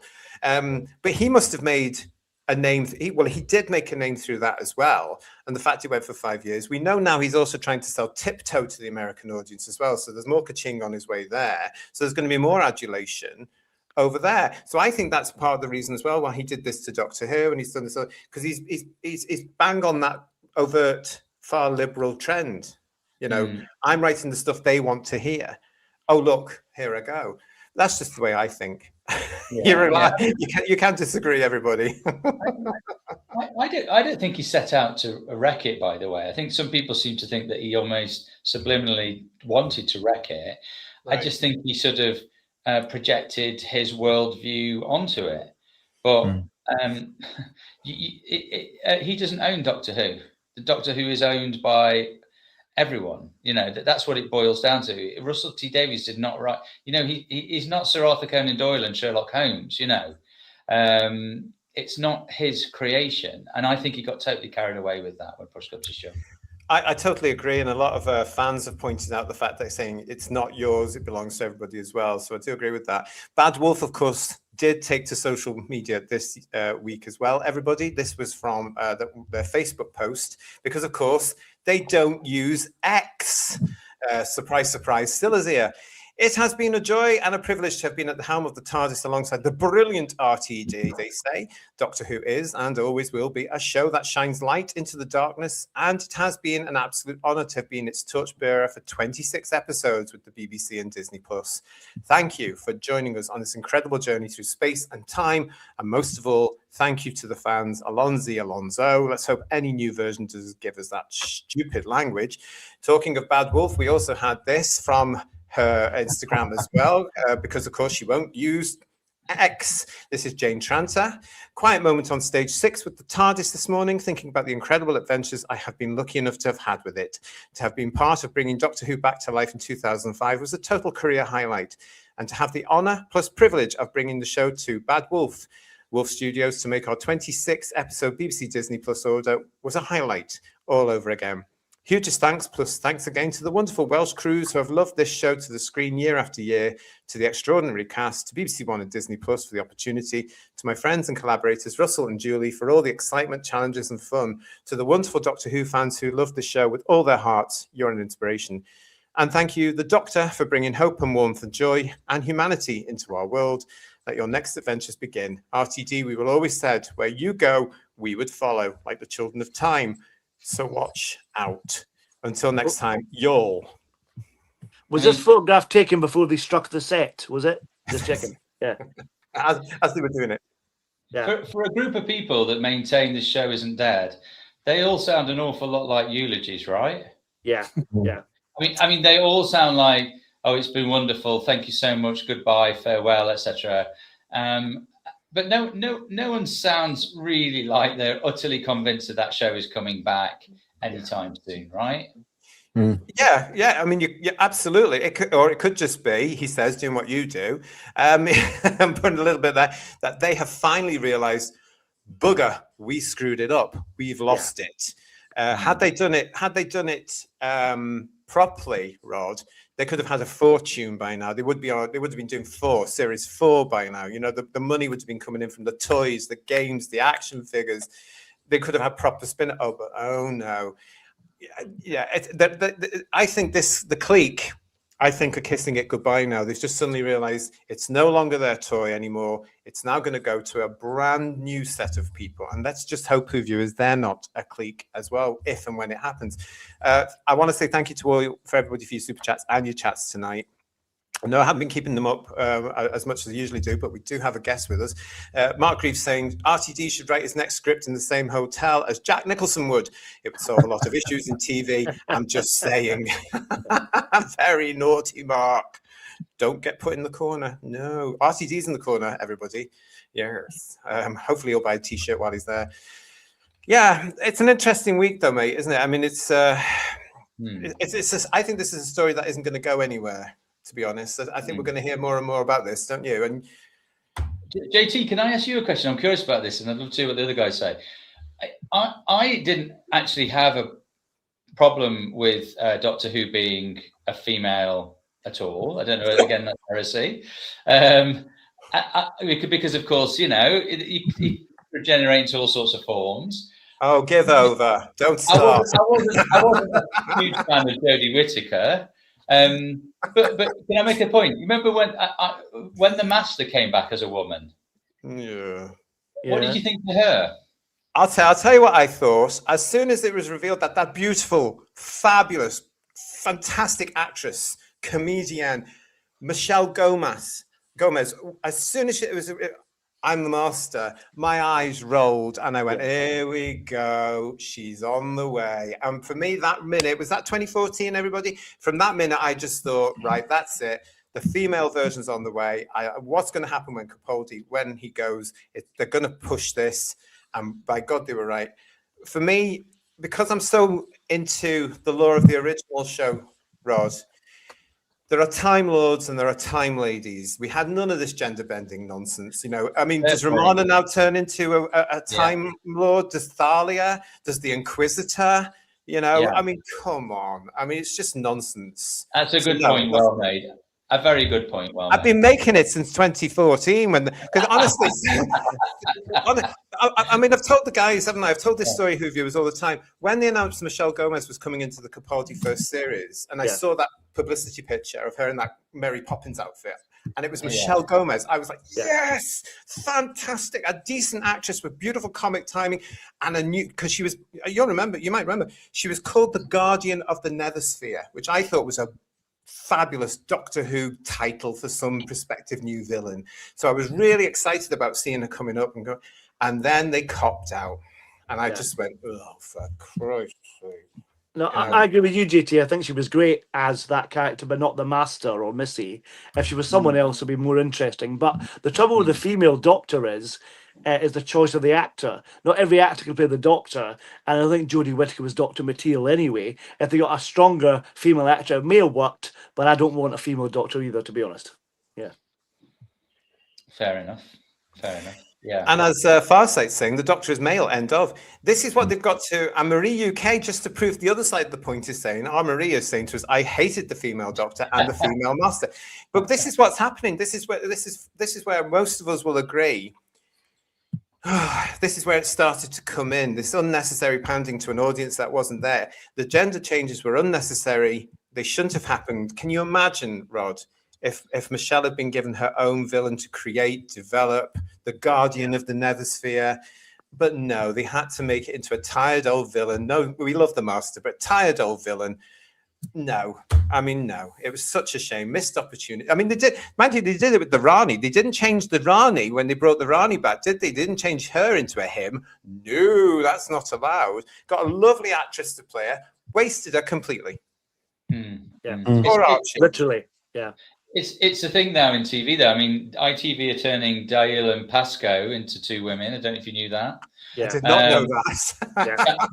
Channel 5 are remaking Monarch of the Glen. Do you remember it was the chap who was on the BBC One series? That's going to be a woman. Is it? Yeah. Why? Yeah. You heard it here first, JT. And I'm glad I'm sitting down, Rod. And then now ITV are doing a drama which suggested that Queen Elizabeth I was actually born a man. Yeah, I saw this. It's a trans man, isn't it? Who was, of course, a woman. I mean that's on this show.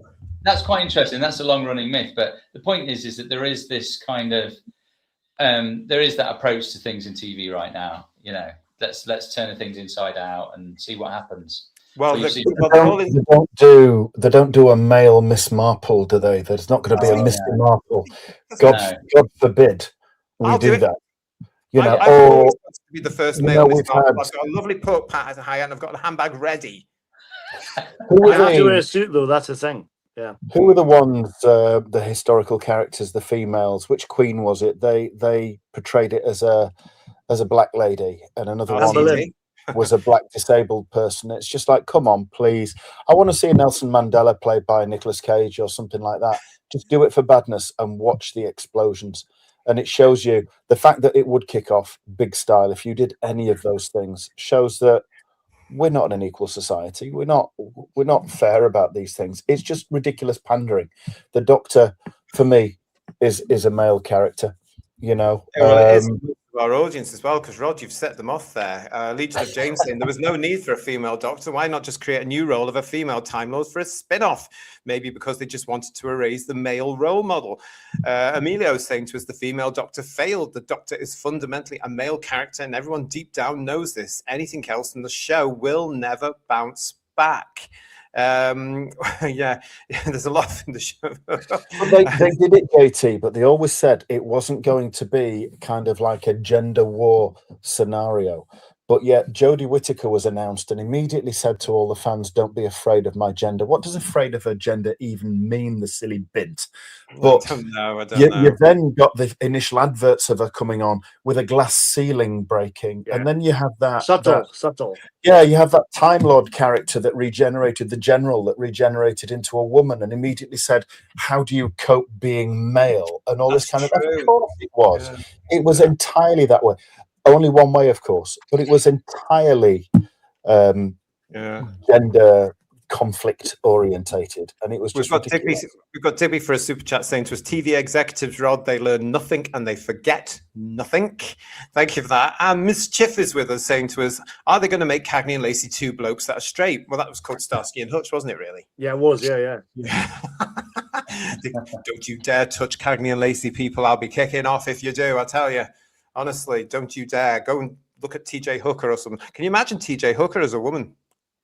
They would never dare call a woman hooker on a TV. No, exactly. Can you imagine that one? That's a different season entirely, that one, yeah. It would be TJ sex worker. It would be interesting, wouldn't it? But yes, so there's your answer to that question. And feel free to quote any of us on this channel at any time you want. And if you want something for any of your stories, you just phone me and you just say, have you got a quote here? Very happy to give you the honest opinion on it. Oram is saying to us here, oh God, the naughty nun is real. Big Finish keep jumping. That's something about... there was a character in the Hartnell days called the Meddling Monk who was a Time Lord, although we didn't know he was a Time Lord at the time, but he was a monk. You know, as this Time Lord who liked to appear as a monk. And now they've gender swapped him allegedly on some audio. So I said, well, shouldn't it be called the Meddling Nun or something like the Naughty Nun? The other Ibrahim is with us as well. Hello to you. They should have done a spin-off series of The Doctor's Daughter from 2005. Yeah, but then we'd be stuck with Mrs. Tennant all the time now, wouldn't we? Please. God, can you imagine? We still are, aren't we? Let's be honest. Yeah. And RPG Gamers, look at Amy seems pale-faced. Our RPG Gamers Hub is saying to us, can't have women as damsel in distresses anymore. Now they're independent girl boss like Snow White, ha, ha, ha. Yeah, you could, but the thing is, you can write women properly now, as Doctor Who sadly proved in 2005. The Rose character was a great role model. She was on an equal with the Doctor. But then again, you go back further. Romana, Nyssa of Traken, Liz Shaw, scientists in the original Doctor Who. You know, the three of them, very, very good characters.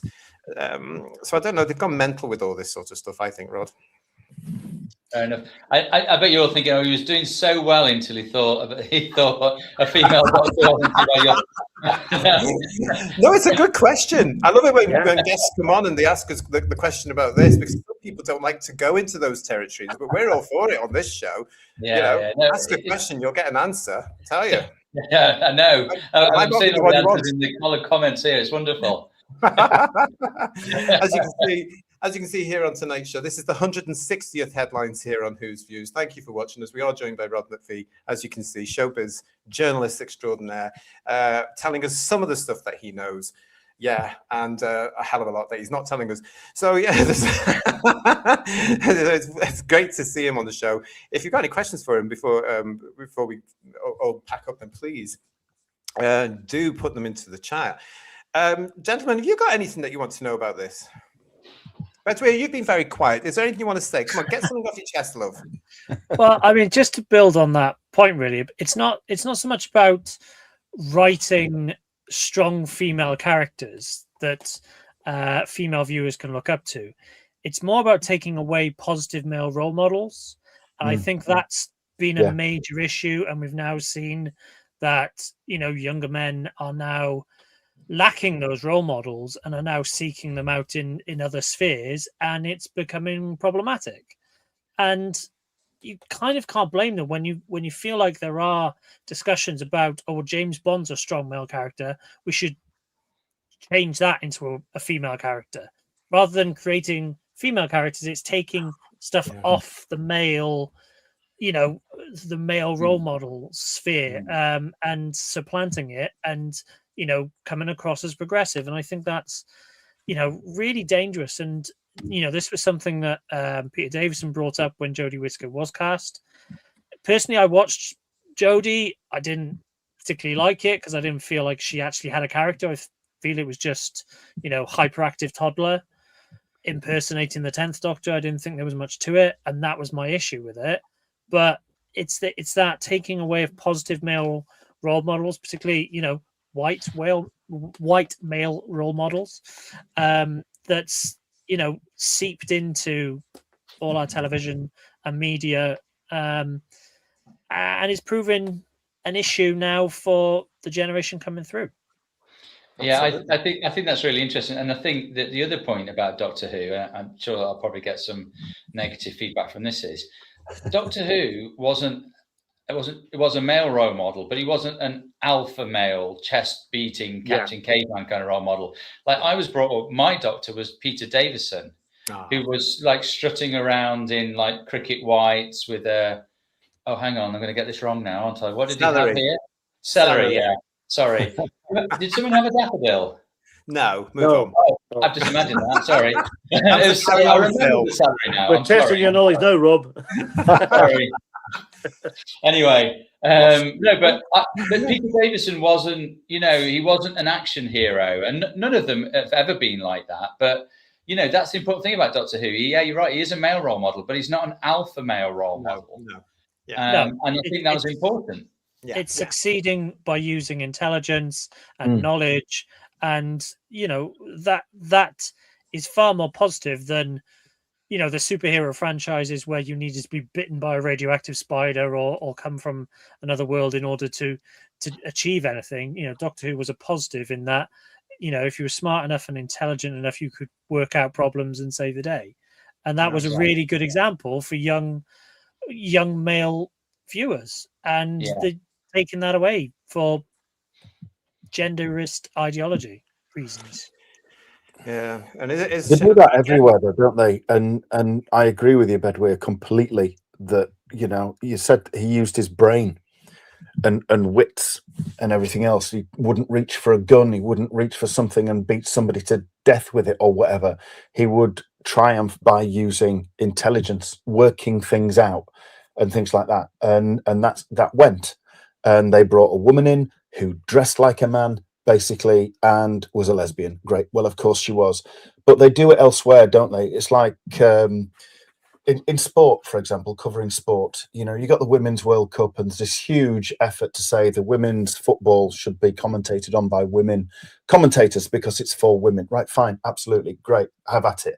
Now you got the Men's World Cup now, and I think BBC and ITV, between them, their 8 main commentators are women. 5 of them, 5 of the 8 are women. And it's like, well, this is the Men's World Cup. Men tend to like male commentators, but we have to be all gender balanced. So we've got to have all these women who have just killed Football Focus after 50 or 60 years because they led it with a woman, and now it's gone. It's finished. The end. And they, I don't understand why there is such an issue with male commentators for a woman's game, but it has to be female commentators for a men's game. It's not equitable. It's taking things that men like or boys like and taking it away, and it's not healthy. I don't think it's healthy. JT, do you mind if I go a slight tangent? Someone made a very good point here about why Christopher Eccleston walked away after series 1. Yeah. And obviously he said he would only ever go back if you took Russell T Davies and was it Jane Tranteroff and all of them? Yeah, Jane, Julie, Phil. Yeah. I mean, he's asked the question, do I know why that happened?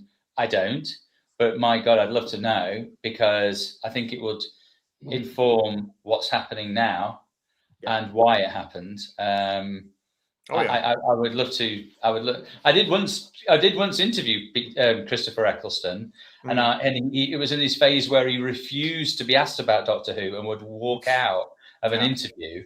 And he's quite a big bloke. He's quite intimidating as well. And one journalist went in front of me and asked a question, and she got shut down, and the interview was stopped immediately.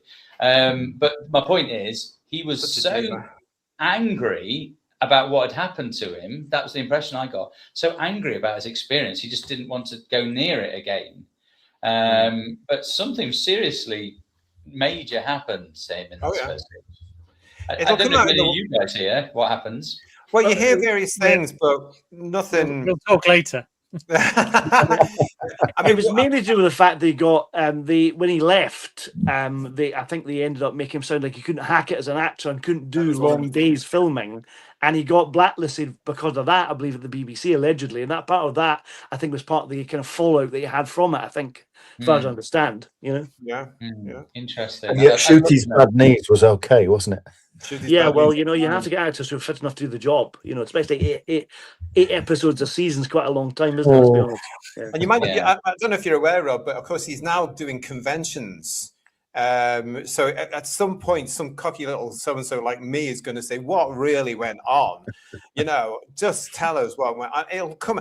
I reckon now the show is off air and it's going to be distanced from that lot. And I'm talking about the RTD eras. I'm talking about the Moffat eras. I'm talking about the Chibnall eras. There's going to be a break. There's going to be a distance. This is where I'm expecting to see books, interviews, all the stuff we saw in the Wilderness years originally. I think this is all going to start. Give it a few years. And then a reboot, and then people will start to feel comfortable, especially if the thing stays off air, to be able to come on shows like ours and actually talk to us properly. But yeah, I mean, Eccleston, it's strange, isn't it, though, Rod, how Eccleston, when he was publishing a book, started to come back into the world of Doctor Who. I'm just saying, we've got some guy here, some guy in the chat saying to us, JT, I'm going to be honest, doesn't matter who the showrunner is, as long as Doctor Who is owned by the BBC, they are going to have DEI woke nonsense pushing the message. Think Doctor Who needs to be sold. Now that's an interesting one from some guy there. Thank you for that, Rod. Have you heard? I mean, we've heard about this for years now. The BBC has spent millions of license fee payers' money on the DEI. Things in Britain, especially over the last 3 weeks, sadly, sad events here, but things are changing in Britain. Things are going on. Have you heard anything about the fact that when a project is taken to the BBC, they do have allegedly this whole tick box element that has to be in the production? A, is that true? And B, have you heard anything about them starting to dismantle DEI like businesses in the UK have done over the last week? The short answer is yes, we hear lots of anecdotes about that, to that effect. And no, as far as we know, they aren't starting to dismantle it. Though I strongly suspect, anecdotally, that what they're doing is they are trying not to be quite so fervent in their pursuit of it. So, they'll try and do as much they'll try and box tick, but they're not going to be as fanatical as perhaps they once were. And I don't think they need to be anymore. I think that fanatic box ticking has got us to the place we're in now, to be honest with you. Totally. But I agree. I don't think, I think they'll pay lip service to it, but I don't think you're going to see quite so much of it happening and appearing on screen. So, which I think is a good thing, It is a good thing. It's a great thing for the independent production companies that want to push this thing. I had a friend that had this wonderful project, couldn't get it made on the traditional, I'm talking BBC, ITV, Channel 4, couldn't get it made for the simple reason the BBC especially came and said, oh, you don't have this character or this person or this representation or that representation. And his writer had to turn around and say, that's not how I've written my script. The characters are these characters. Cast who you want in the roles here. Doesn't matter what color they are, but I can't add that character in this position or that character in that, because it's not how I've, so frustrating for them, and so it's a beautiful piece of work that's not going to get made. Rod, how are you about us talking about other journalists' work? Oh, depends what you're going to say, I suppose. But you can say what you like. I couldn't possibly comment unless I fancy it. Well, you sit there and look pretty then, and you sparkle away, because I want to bring in at this point, yes, ladies and gentlemen, boys and girls, it's Whose Views Headlines. It's our favorite journalist from the Woke-tro, everybody. Yes, that piece of trash that everybody leaves on the tube and the buses every single day. Because who are we talking about? It's Asya. God love her. Now, we've been chronicling the adventures of Asya in the Woke-tro for nearly 3 years. And I was very, very concerned about her this week, everybody. So I went to check in and see how she was reacting to the news that the Christmas special for 2026 has now been officially cancelled, and the show is officially on hiatus as they look to get the tender ready. Now, bearing in mind at this particular point on the 14th of June, the tender is not even out there. That might not come anytime soon. They've got to get it right. So it might not come soon, but stay with us. Make sure you subscribe to the channel, because as soon as it's out there, we're going to come back and we're going to talk about it. But yeah, I did check in on our favorite Woke-tro journalist, and this is what she had to say. Surprise, surprise, everybody. RTD quitting Doctor Who is the best decision he could have made. Well, finally, something we agree on. God, she's fickle, isn't she? Let's have a look and see what she says then, everybody, because we love Asya here, Rod. Yes, she goes on to say, it's an uncertain time for Doctor Who fans now that it's been officially announced that the long-awaited Christmas special has been cancelled and showrunner RTD is on his way out. Although it's horrible that the show's very future is on a knife edge and its biggest champion, RTD, is exiting stage left, I can't help but feel relieved that the British TV legend has bowed out. Not because I think he's bad at his job. He's an amazing showrunner. I think his talents are better used elsewhere. And it's all because of one show. Guess which one it is? Tippy Toe. For those who have their finger on the TV pulse, excuse me, I nearly choked, you won't have missed RTD's new groundbreaking that aired at the end of May this year. It has received widespread praise, with many hailing it as a timely and urgent reckoning on the rapidly declining state of in the UK today, and it's all thanks to Russell in more ways than one, JT adds. It goes on to say, although his social political commentary, especially when it comes to the trans community, is still a work in progress, it remains a startling wake-up call to the general public that we're sleepwalking into a dark, dark world when it comes to achieving any unity in our rights. I'm not surprised it's picking up such glowing reviews. After ending his first round as Doctor Who showrunner in 2010, the TV icon known as RTD had a run of stellar limited series over the next decade or so. Please write in on a postcard if you can name them. She has put some here. 2015 trilogy, Cucumber, Tofu, Banana, were edgy shows which have gone down as cult classics, not really, especially among enthusiasts. Then you have his more mainstream work, still with gay and queer characters. Now, you see everybody there, she's made a distinction between the two because there very much is an LGB without the TQ. At their heart, such as A Very English Scandal, do you remember that? It had Hugh Grant in it. Ben Whishaw was in it as well, and it secured an Emmy, a Golden Globe, and a BAFTA. That's not mentioning his harrowing drama, Years and Years, a post-Brexit reckoning with the UK's descent into, I can't say that word on YouTube, which still rings out as an eerie prophecy of the state of the world it is today, with the rise of reform and the reign of Trump. God. Rounding off this brilliant lineup was It's a Sin, already a beloved LGBT culture show. That will break your heart when putting it back together again. It reflected on the HIV/AIDS crisis of the 1980s, an era RTD remembers well as a gay man growing up in Thatcher's UK. It goes on to say that during his time on Doctor Who was returned to the show in 2023, and it had not quite reached the heights many hoped. He faced a lot of criticism, ending in Nshuti's abrupt departure and the scatter future of the show, where his storylines, dialogue, and character building at times fell flat in the past 2 seasons of Doctor Who. It doesn't face the same extent of trouble when it comes to his limited series, which I now consider his superior format. This was proven when he released the Doctor Who spin-off, The War Between the Land and the Sea, and it was a standout in his Doctor Who repertoire, which tackled everything from climate change to forbidden love. I personally loved it, Asia says, and it marked a return to Russell's brilliant writing after finding himself in a difficult place. Not only that, but he embodies the perfect example of how the TV industry can work at its very best. RTD was a bright young writer in 1999 when he made his name on Queer with Folk and was given the springboard to mainstream notoriety with Doctor Who. He's gone on to use the status that he gained all those years ago to pen politically urgent pieces, and for that I'm grateful. Now we can hand over the Doctor Who mantle to an up-and-coming writer who can possibly be the next RTD for this generation, God help us. I'll always have a love and respect for Russell and all he's done for Doctor Who up until now, but I can't help but feel his exit is for the best, not just for the show, but for him as well. I'm sad to see him go, but excited not just for what he will do next, but for what will happen to Doctor Who. So actually, guys, after the last few years of actually reading out some of her stuff out, she's actually parting ways with the show in a healthy manner. Wait a minute, you wrote Queer as Folk, did you? I never knew that. Yeah. I know that, Paul. Yeah. No, she's been dying down all these years. Can I just say as well, for the new members of the audience and for people watching this, I am a gay man. So don't write it telling me I'm homophobic or transphobic. LGBT without the TQ all the way. That's the way I don't like all this TQ that's been pushed on us. I don't like it. I think it's hip. We've got nothing in common with it. Same-sex attraction has got nothing in common with people that have gender dysphoria and all this. So I'm with J.K. Rowling to an extent. So just to put it there, don't be writing in, don't be putting messages in. I'm a same-sex attracted man. Yahoo to you. So I'm quite pleased anyway for Asia to, because I was genuinely worried about it, just like I was worried, guys, about some of the fans. Like, for example, this that appeared this week on the social medias. I don't know if you saw this, but this piece of what they call AI slop, I believe. This is a fake cover, of course. Fans get Doctor Who cancelled.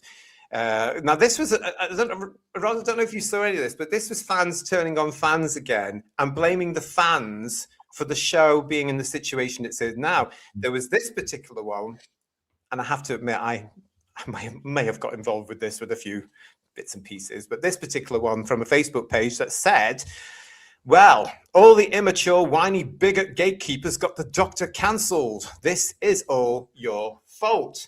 Now, you can't spell cancelled, though, can you? That's part of the problem. Now, let's look at this together, shall we, everybody? Because I looked at this post and then I got involved with some of the stuff, and then I looked at it again, Paul, and I thought, oh, look at that spelling. And then I investigated, as I do. And this is a big shout out right now to Billy Malloy. Billy Malloy is a New York queen. There he is there. He was being a member of this particular Facebook since 2025. And look at the profiles. Now, anyone with personal profiles, run to the hills as far away as you possibly can. But this is Billy Malloy, who is a fashion designer on the set of Wicked. Says it all. And how long have they been a Doctor Who fan for, I wonder? 10 minutes.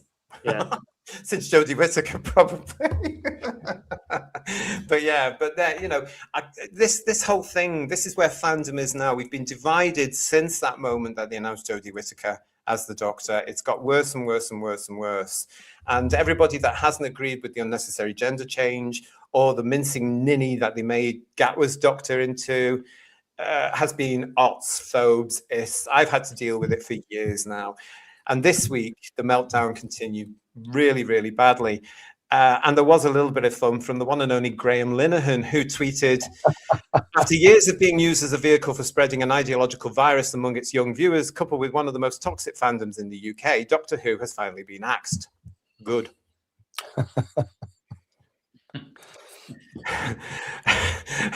A lot of us on this channel will be agreeing with Mr. Linehan. It was quite funny. They desperately needed to see themselves represented in the program they watched, didn't they? So everything had to appear or have characters like them in it, and that's, I think, a fundamental problem. You can't. I love watching football. Not so much fussed about the World Cup, more club football. Leeds United, fantastic. Sorry, Rod, but that's just the way I am. And but I don't want to see representation on the pitch, because if they were representing me on the pitch, they'd run about 10 yards, then have a bad back. You know, I want to see professional. I want to see them doing it properly. I don't want to see myself represented around the ground with fellow fans, absolutely. But I don't want to see it in the thing that I'm actually paying to see. But they do. They have to see themselves and be spoken to directly in it. And there's so few of them, which is why it's so unpopular, but it's also why it's so crap.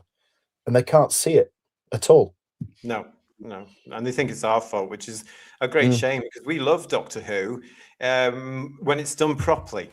You know, and not when it's just put out there, really. It's a great shame. A lot of you in the chat having great fun with what we've just shown there as well, and all very proud to take the responsibility for it, which is funny. Rick Storm is saying, you mean the program they didn't watch? Marie is saying to us that Graham Linehan would make a wonderful Doctor Who. The problem is that Graham Linehan and James Dreyfus, of course, have been hit badly by a small element of fandom. And I can understand why there's a resentment, really. I really can. And it wasn't all the fans. Rod, you'll know that as well. It wasn't all fans. It was just a small, very loud minority that did that. You know, it's such a shame. What have we got there? Not wrong, is he? Says Matthew Pound. And we've got Hidden History and The Holy. Nice to see you. Wicked. Well, that is one word that you can use for their work. Funky is also saying, I cancelled the show, and then he's having a little bit of a party there. God bless you. If I'd known, I would have tried harder, to be honest. You know, I think we did our bit. Because we were criticizing it in a very. One of the things we always said, Rod, was that when this thing was coming back with Shooty, even though we'd just been burnt by the David Tennant specials, we said that if we liked the Gatwa episodes, we would say it. Unfortunately, we didn't, so we still said no. We didn't. Yeah. I mean, just to send you all into a spin again. With the, I'm curious about this. If the Doctor had been played by a woman and the woman was sensational, would you have had any change of heart? Well, how would you have dealt with that dilemma of a woman should not be playing Doctor Who, but this woman playing Doctor Who is brilliant? How would you have coped with that? I wouldn't have watched it. End of. What about you guys? If it felt more like Doctor Who, proper Doctor Who, then potentially yes. That's interesting. But it's still a hypothetical, isn't it? Still, to be fair. Well, of course, yeah. Having watched the Whittaker era in its entirety, I was more offended by the Timeless Children rewriting of history to make sure that the original Doctor was a small black girl than Jodie Whittaker herself. As I said earlier, I thought her Doctor itself was very thin. I didn't think there was a great character behind it at all. I think all they did largely was just cast Jodie Whittaker and that was it, and thought that would be enough. So yeah, if there'd been a better female portrayal, then yeah, it might have engaged me more. But for me, there were more egregious offences during that era than just the Doctor being played by Jodie Whittaker. That's fair. That's entirely fair. I think I watched the first Jodie. I was livid when they announced it during that Wimbledon weekend. I was absolutely steaming. I went so far as to cancel DWM. It had been going down the pan anyway. It was all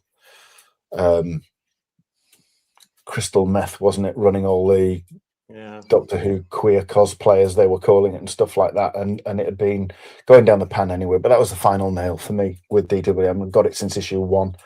And so I was furious, but I watched the first Jodie episode hoping, giving it a chance and hoping that it was good. And I think the ratings were high because there was a lot of people doing that.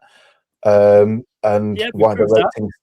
Yeah, and the ratings tanked after about 3 or 4 episodes, didn't they? They really dropped steeply because we all sort of like came to the same conclusion, those of us that weren't clinically insane, and that was, this is really, really naff. If it had been the next episode of the Ghost Monument was bloody awful as well. That didn't help me. If it had been sensational, Rod, then yeah, I would have had to take it on the chin and go with it, because ultimately I would have loved Doctor Who to be the success that it had been previously and could be and still could be. But do I like the concept? No. Would I have got behind it if she'd been sensational? Then probably yes, although grudgingly. But it was what it was. And the viewing figures really bear out the fact that there was an interest to see what it was like. It did a big number for that first episode, but it slowly trickled away as people were not impressed by what they were seeing. Whether that was Jodie Whittaker, whether that was the story she was in, and that trend just continued downwards right until we've got to where we are now. Exactly. We've got an interesting point from Connor Sullivan, guys, in the chat. Be interested to hear what you think about this, Rod. Hi, JT. Doctor Who needs to move away from being a family Doctor Who. There's no such thing in this day and age. Kids on iPad, YouTube, etc., etc. Not for much longer in the United Kingdom, I have to tell you. No family watching TV on Saturday night. It needs to be more scary and cater to adults. Interesting point of view, that, Connor. What do you guys think? Rod, what do you think about that? Should Doctor Who stop being a family drama in Britain?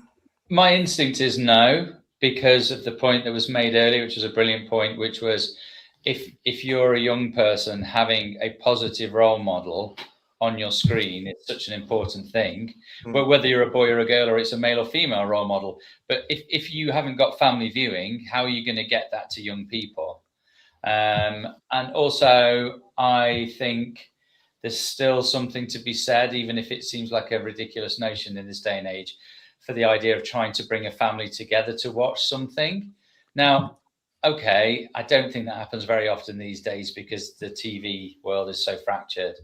But every now and again, it does happen. And I kind of feel like, at the very least, Doctor Who should strive to make that happen. They should try and make a show where a family could sit down and watch it together. And if they don't try and do that, then I feel like they're somehow lost. They've lost their raison d'etre somehow. I don't know. What would you say about the two examples that come to mind for me now is another old property of the BBC's, which is Strictly Come Dancing. And when Bruce was doing it, God bless him, he was always, good evening, ladies and gentlemen, boys and girls. He knew his audience because he was the ultimate showman. But the Traitors, their new baby, the Gladiators, their newish baby, they have got family audiences now, which they did. I mean, the Traitors wasn't supposed to have a family audience, but for somehow the reason the kids have taken to it, they found it, they loved it. And I'd say anywhere from 15, 16 upwards for this one. So they've now slightly, I believe, changed the time slots, they've changed the format of it so that it becomes more of that family viewing thing.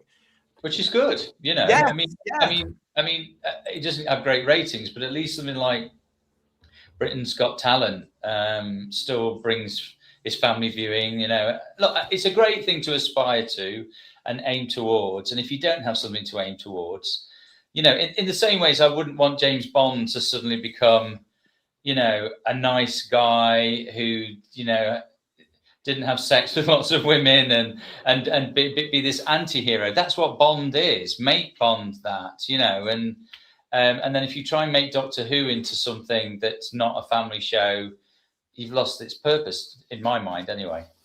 You can still make Doctor Who a family show and make it scary as well. Like they did in the 70s, which would be great, you know, and still scare children, have that frisson of fear that they had, you know, watching television when we were kids. You know, that's what you want, you know. Yeah.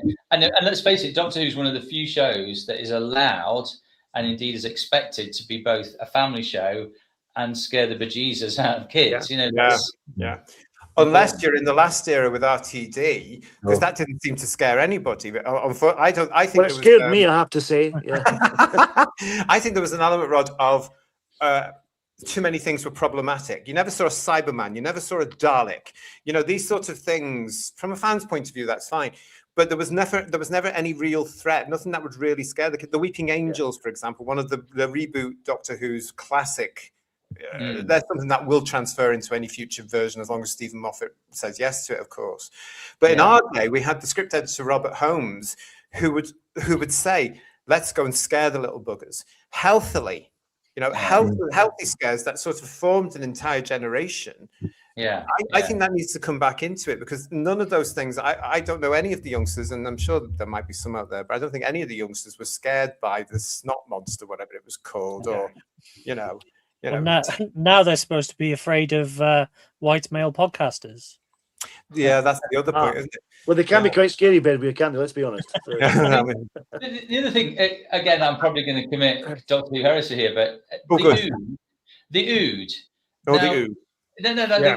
That was a great. But what a great little creation of a character. Now they weren't actually scary, but they did create like an emotional response in you. You felt, you know, quite a heartbreaking character.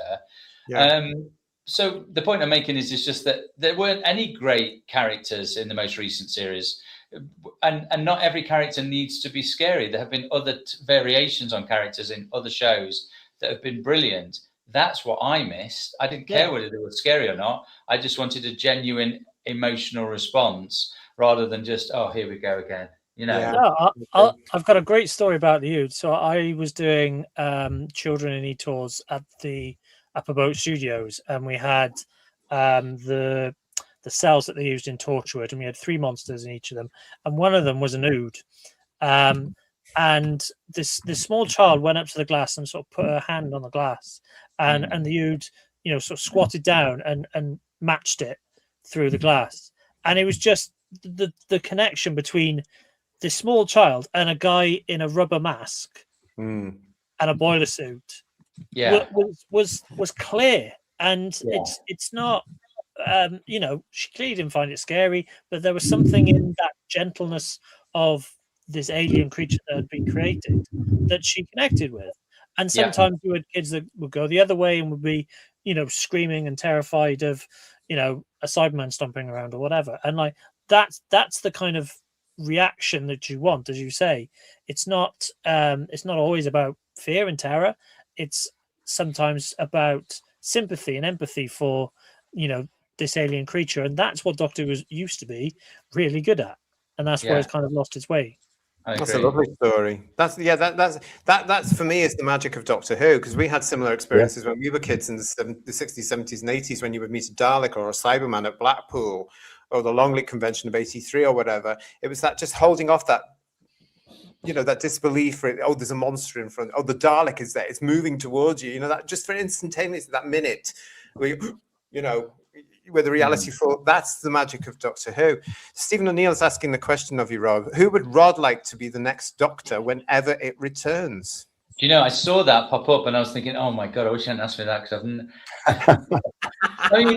I mean, my own thing is, I'm kind of divided. Look, I don't know. I can't think of an exact person, but I kind of think, should it be sort of like the first couple of Doctors and be a slightly older, professor-like, curmudgeonly character, or should it be a bit more like a David Tennant, Matt Smith, who's kind of a bit more of a, a bit of a pin-up superhero? I just don't know.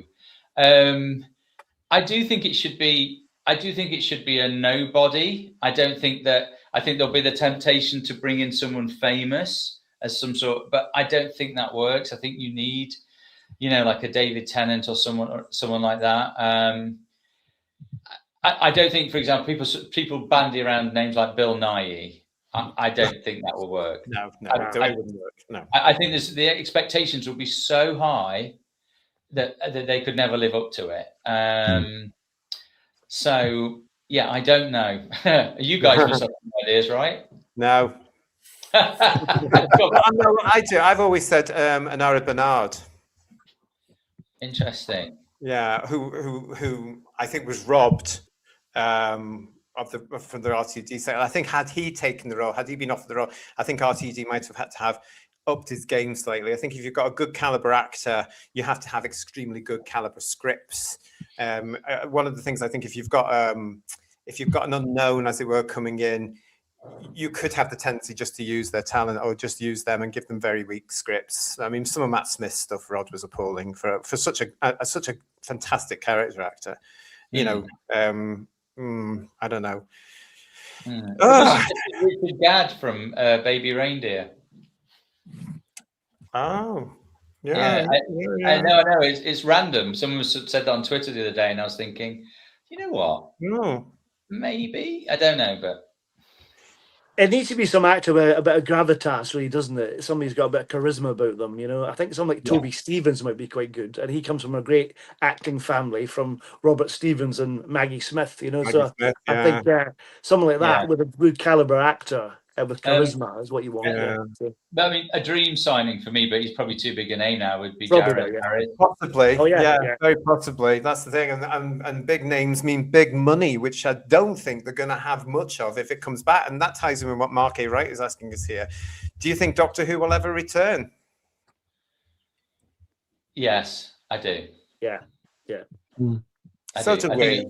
I think it'll be another 3 years minimum, but I do actually think that they learned the lesson from its second coming, that it can be a massive successful thing, but I think that they like I say, they have to learn the mistakes, and they're going to have to learn fast from them, because if they make the same mistake again, I think that will be the end of it. I think I agree. Yeah, I totally. I think if you're going to try the patience of both Doctor Who fans and the not-wees, i.e. the great British public, you've got to be as I said earlier, you've got to be very careful with this right now. You've got to get this 100% right, because if you change too much, if you don't get it right this time, it's gone. It's history, because it's going to be hard. It will take some of, like, for example, Rod,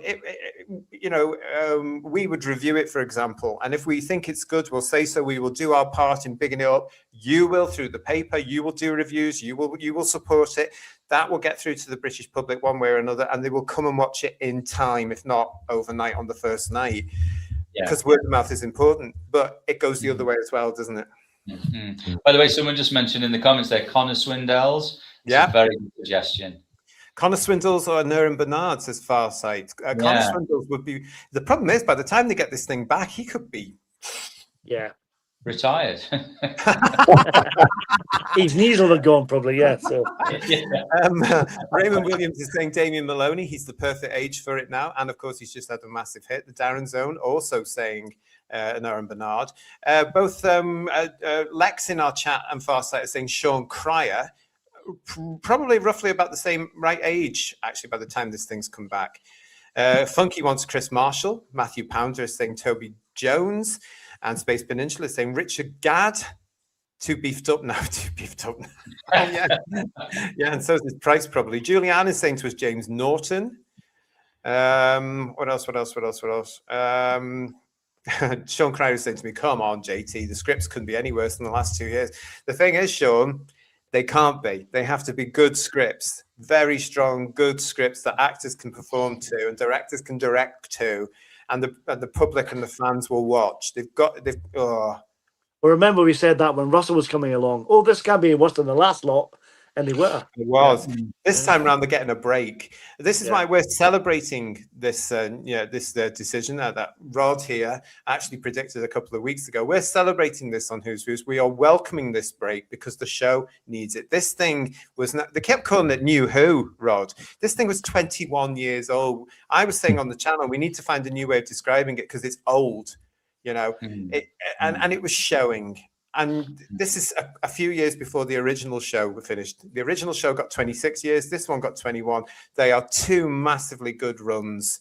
Good luck to the next lot because, if you can get 5 years out of it, well done, everybody. Rod, as you can see the future, you know what? Any idea what Wednesday's lottery numbers are going to be? If I did, I wouldn't tell you. I'd be... Okay, that's nice. How rude, everybody! How rude. The lottery on Wednesday. Macronon wants Eddie Redmayne. With respect, Macronon, I would say no. He comes with baggage. If you don't know what I'm talking about, go and look it up. And sadly, he does. Emilio is saying Matthew Good. Emilio, I've always wanted Matthew Good. I think he was the Doctor we never had. I think he would have been brilliant. The problem is he's too big and he comes with a price tag. Have you seen how much he gets? It's incredible. Did you see him on the Netflix detective series recently? I forgot what it's called now. Network Q or something like that. We reviewed it on the show. Something Q. Yeah, something like that. Wasn't it brilliant? It was really good. And his ability to act really shone through in that, and it was that made me think maybe he could do Doctor Who. Another name, James McAvoy. Oh, that's interesting. Was he not in the running at one point? Was he not? Well, you tell me. I mean, I think there's so many names. They all seem to get merged into one that were in the running. Yeah. Yeah. Remember, he made his Dark Materials with Bad Wolf, didn't he? And then I think he was in the running to take on when Shooty got it. So he's one of the people then, I think, wasn't he? Yeah. There were a lot of names as ever that went round. There's always names going on. Would you have liked James McAvoy to have done it? Well, I'm Scottish. I would say so. Yes. Yeah. It would have been interesting. To see what he would have done with it. I think I would have been up for that. I think I would have been quite excited, Rod. Yeah. He's a good actor. Yeah. Definitely. Yeah, he's a lovely actor. That's what you want. You want to love it. You want to love it. Chorus Sci-Fi Fantasy, thank you for your super chat. This is the best Who's Views ever, JT. Oh, okay. Thank you very much. He'll probably take all the credit for this one now. This one here, I tell you. I've collected and preserved all of Rod's Who articles. Could you ask Rod if there's any truth to the rumors surrounding RTD's personal life? I understand if you don't read this out. What truth would that be? What rumor would they be? I don't know. Well, you read it out anyway. I've got to learn to start actually reading these things before I put them on screen. Can you imagine if we wrote at the end, whatever you do, don't read this out. You don't have to answer it. You don't have, I don't know what he means. I mean, I guess it depends on what he means by any truth to rumors surrounding RTD's personal life. I don't really know what he means, to be honest. So. No, I don't as well. And as well, what we'll do is Chorus Sci-Fi Fantasy. We're not really interested in their personal lives. Their personal lives is their personal lives. I can tell you and confirm he is going out with the boy toy. That's all you need to know, quite frankly, isn't it? Yeah. But thank you for that. One of the big ones here, Lex, if you send me a super chat, thank you very much. I will try and find it for you. One of the big ones that's always going on, Bill Lowry points out to us, it's Richard Iodi. Am I saying that right? Yeah. I think, yeah. I don't get it myself personally. Is he an actor? You wouldn't be happy with that one. I think it's because he's a little bit kind of, the word is kooky. Yeah. But I think people necessarily think that if someone's a kooky person, then they'll be great at playing the Doctor. But I mean, you could argue Claudia Winkleman's kooky, but I'm not sure you'd have her in the card. I think when they were talking about him a lot, I mean, if he did a John Pertwee, came in as a comedian and played it dead straight, it could be interesting. If he didn't play up to the kook. Similarly to that would be Matt Berry. You know, he's similarly. I mean, they were both in It Crowd, weren't they? And I do like Matt Berry. Whether he would pull it off, I don't know. But again, if he played it dead straight and didn't do the voice pitch thing that he makes his own, it could be interesting. I've always thought people like Tom Ellis. I've always thought people like Tom Ellis, who did was in Doctor Who originally in that third series and did Lucifer. People like that. He would have been good. The problem is now, of course, he costs money as well because he's just had a massive successful career over in doing Lucifer in America with American money. This is the thing that people forget. Fans forget about this. These things cost. And some of these actors can actually come around and say, yes, I'd like to do that, but I want blah, blah, blah, blah, blah for so many episodes. And that, again, will affect how many episodes you're going to get in Doctor Who. How many do you want? Do you want 13? Do you want 26 30-minute episodes? Or do you just want 5? All down to cost. Till Paul, thank you for your super chat. RTD is now claiming he never wrote the Christmas script. So we've been lied to by numerous people. Yeah, we had an awful lot of that coming up. We showed that before. Till Paul, it's good to see you. I hope you're well. And Lex, I think this is your super chat here, was saying Masters of the Universe was a great family event, which is true. I loved it. I've seen it twice now, Rod, Masters of the Universe, the big new film. And it is a family event. You know, you've got adults there from their 40s onwards who remember the original animation. You've got a load of kids getting into it. So it proves that family viewing, because that doesn't happen at the cinema often now, does it? So that's Amazon MGM now as well. Yeah. But by the way, sorry to go a slight tangent. Someone suggested Angus Imrie, and that's a really good shout. I don't know if you know who he is. He played Prince Edward in The Crown, and he's been in various dramas. Yeah, he's quite good. It's a good shout. I like things that come out of left field like that, Rod. You know, little names. Yeah, he hits the sweet spot, doesn't he? Whereas he's got a certain amount of experience, but he's not so big that he would be chasing Hollywood and stuff. He'd probably consider doing something like that. So I've got some other bit of information here for you as well. We were talking about the condescending attitudes from various people. This is the entertainment industry. A lot of them will condescend us now. We have heard, as we've reported on the show as well, that from somebody from the BBC, that the BBC does tend to look down at the British public now for whatever reason. But we've heard that from somebody who worked in the BBC and then left the BBC in disgust. But there was this from BBC Bite Size this week. I don't know if any of you have seen this. Has Doctor Who been cancelled for good? The truth behind the claims. Now, I'm assuming that BBC Bite Size is for children. I don't know, because you'll see when we go into this, it said, if you're a fan of the BBC sci-fi series Doctor Who, you may have been surprised to hear that the news that the planned Christmas special for 2026 will no longer be made. When the announcement was made on Wednesday, it also came with news that the team behind the show is leaving too. This led to a huge reaction on socials, with some people believing that the show, which first did in way back in 1963, is finishing for good, claiming that the BBC has cancelled it. But is this really true? BBC Bite Size, other side of the story, has taken a look at the info to see if the Doctor has been exterminated forever or has a chance of a whole new regeneration in the future. See what you did there, BBC Bite Size. If you're, and then again, it goes on to say.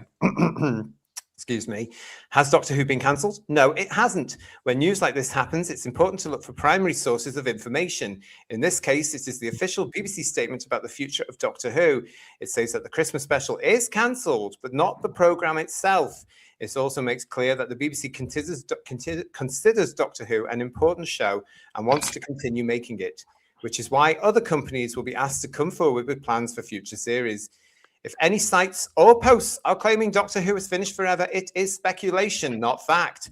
Some posters could be exaggerating the news as a form of clickbait to get more hits on their website or followers on socials. These posts could also be from people who dislike the show, its makers, or the BBC itself and want to spread disinformation or fake news about the programme in line with their own opinions. Doctor Who fans, like fans of other shows, bands or sports teams, can be very passionate about the thing they love. They could follow other fans on socials who think the same about it as they do. That creates an echo chamber where you only see opinions that reflect your own, as served up by your social platform's algorithms. It could also be that some Doctor Who fans remember the show being cancelled before. In 1989, Doctor Who stopped being made after a 26-year run and did not become a regular series again until RTD and the BBC brought it back in 2005. That 16-year gap is called the Wilderness Years by some fans, when the Doctor's adventures carried on in comic strips, novels and audio plays instead of on television. There were some references on socials after the Christmas special announcement that another Wilderness Years has begun, although there is nothing in the BBC statement that suggests Doctor Who is about to vanish from our screens for more than a decade. Until the BBC officially announces that the Doctor is dematerialising in the TARDIS forever, then the programme is not cancelled. The Daleks and the Cybermen are not safe from our favourite Time Lord just yet. I love that this comes from the BBC, and even they don't know what they're talking about. You know, what I mean? It's like they have to ask the question internally. It's crazy, isn't it? You know, just for a change. I could put it through BBC Verify, that's led by the girl that lied on her CV. Perhaps, I don't know. It's just allegedly. Allegedly, put that in there. Yeah, I mean, there's just been an awful lot of stuff going on this week, and if you are a fan, of course, that has been tuning into Who's Views and has been deeply affected by this and doesn't agree with this cancellation, don't forget that we're here for you.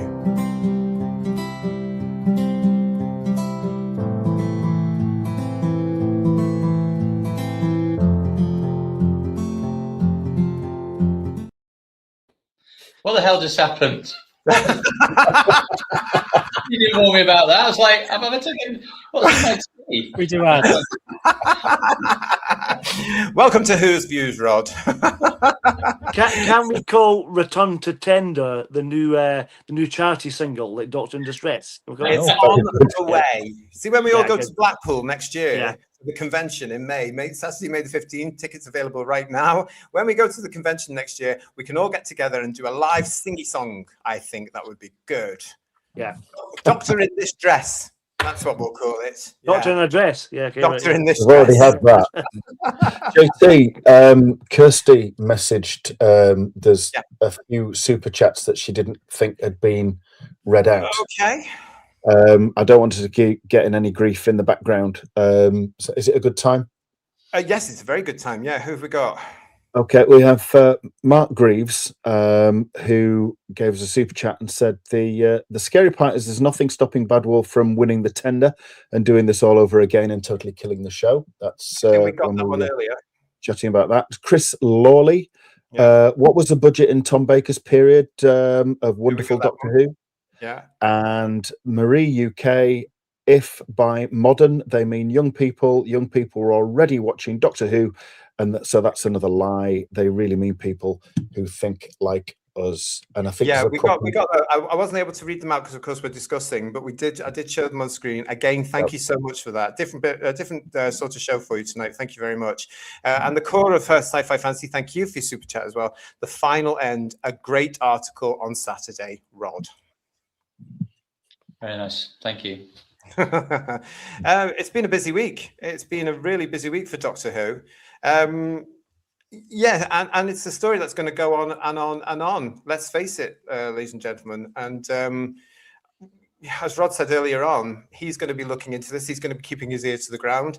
And I will be pestering him. Of course I will, to get all this information. But I just want to remind you yet again of something else that happened in the last couple of years. It was this from RTD himself when he appeared on the BBC's News Round.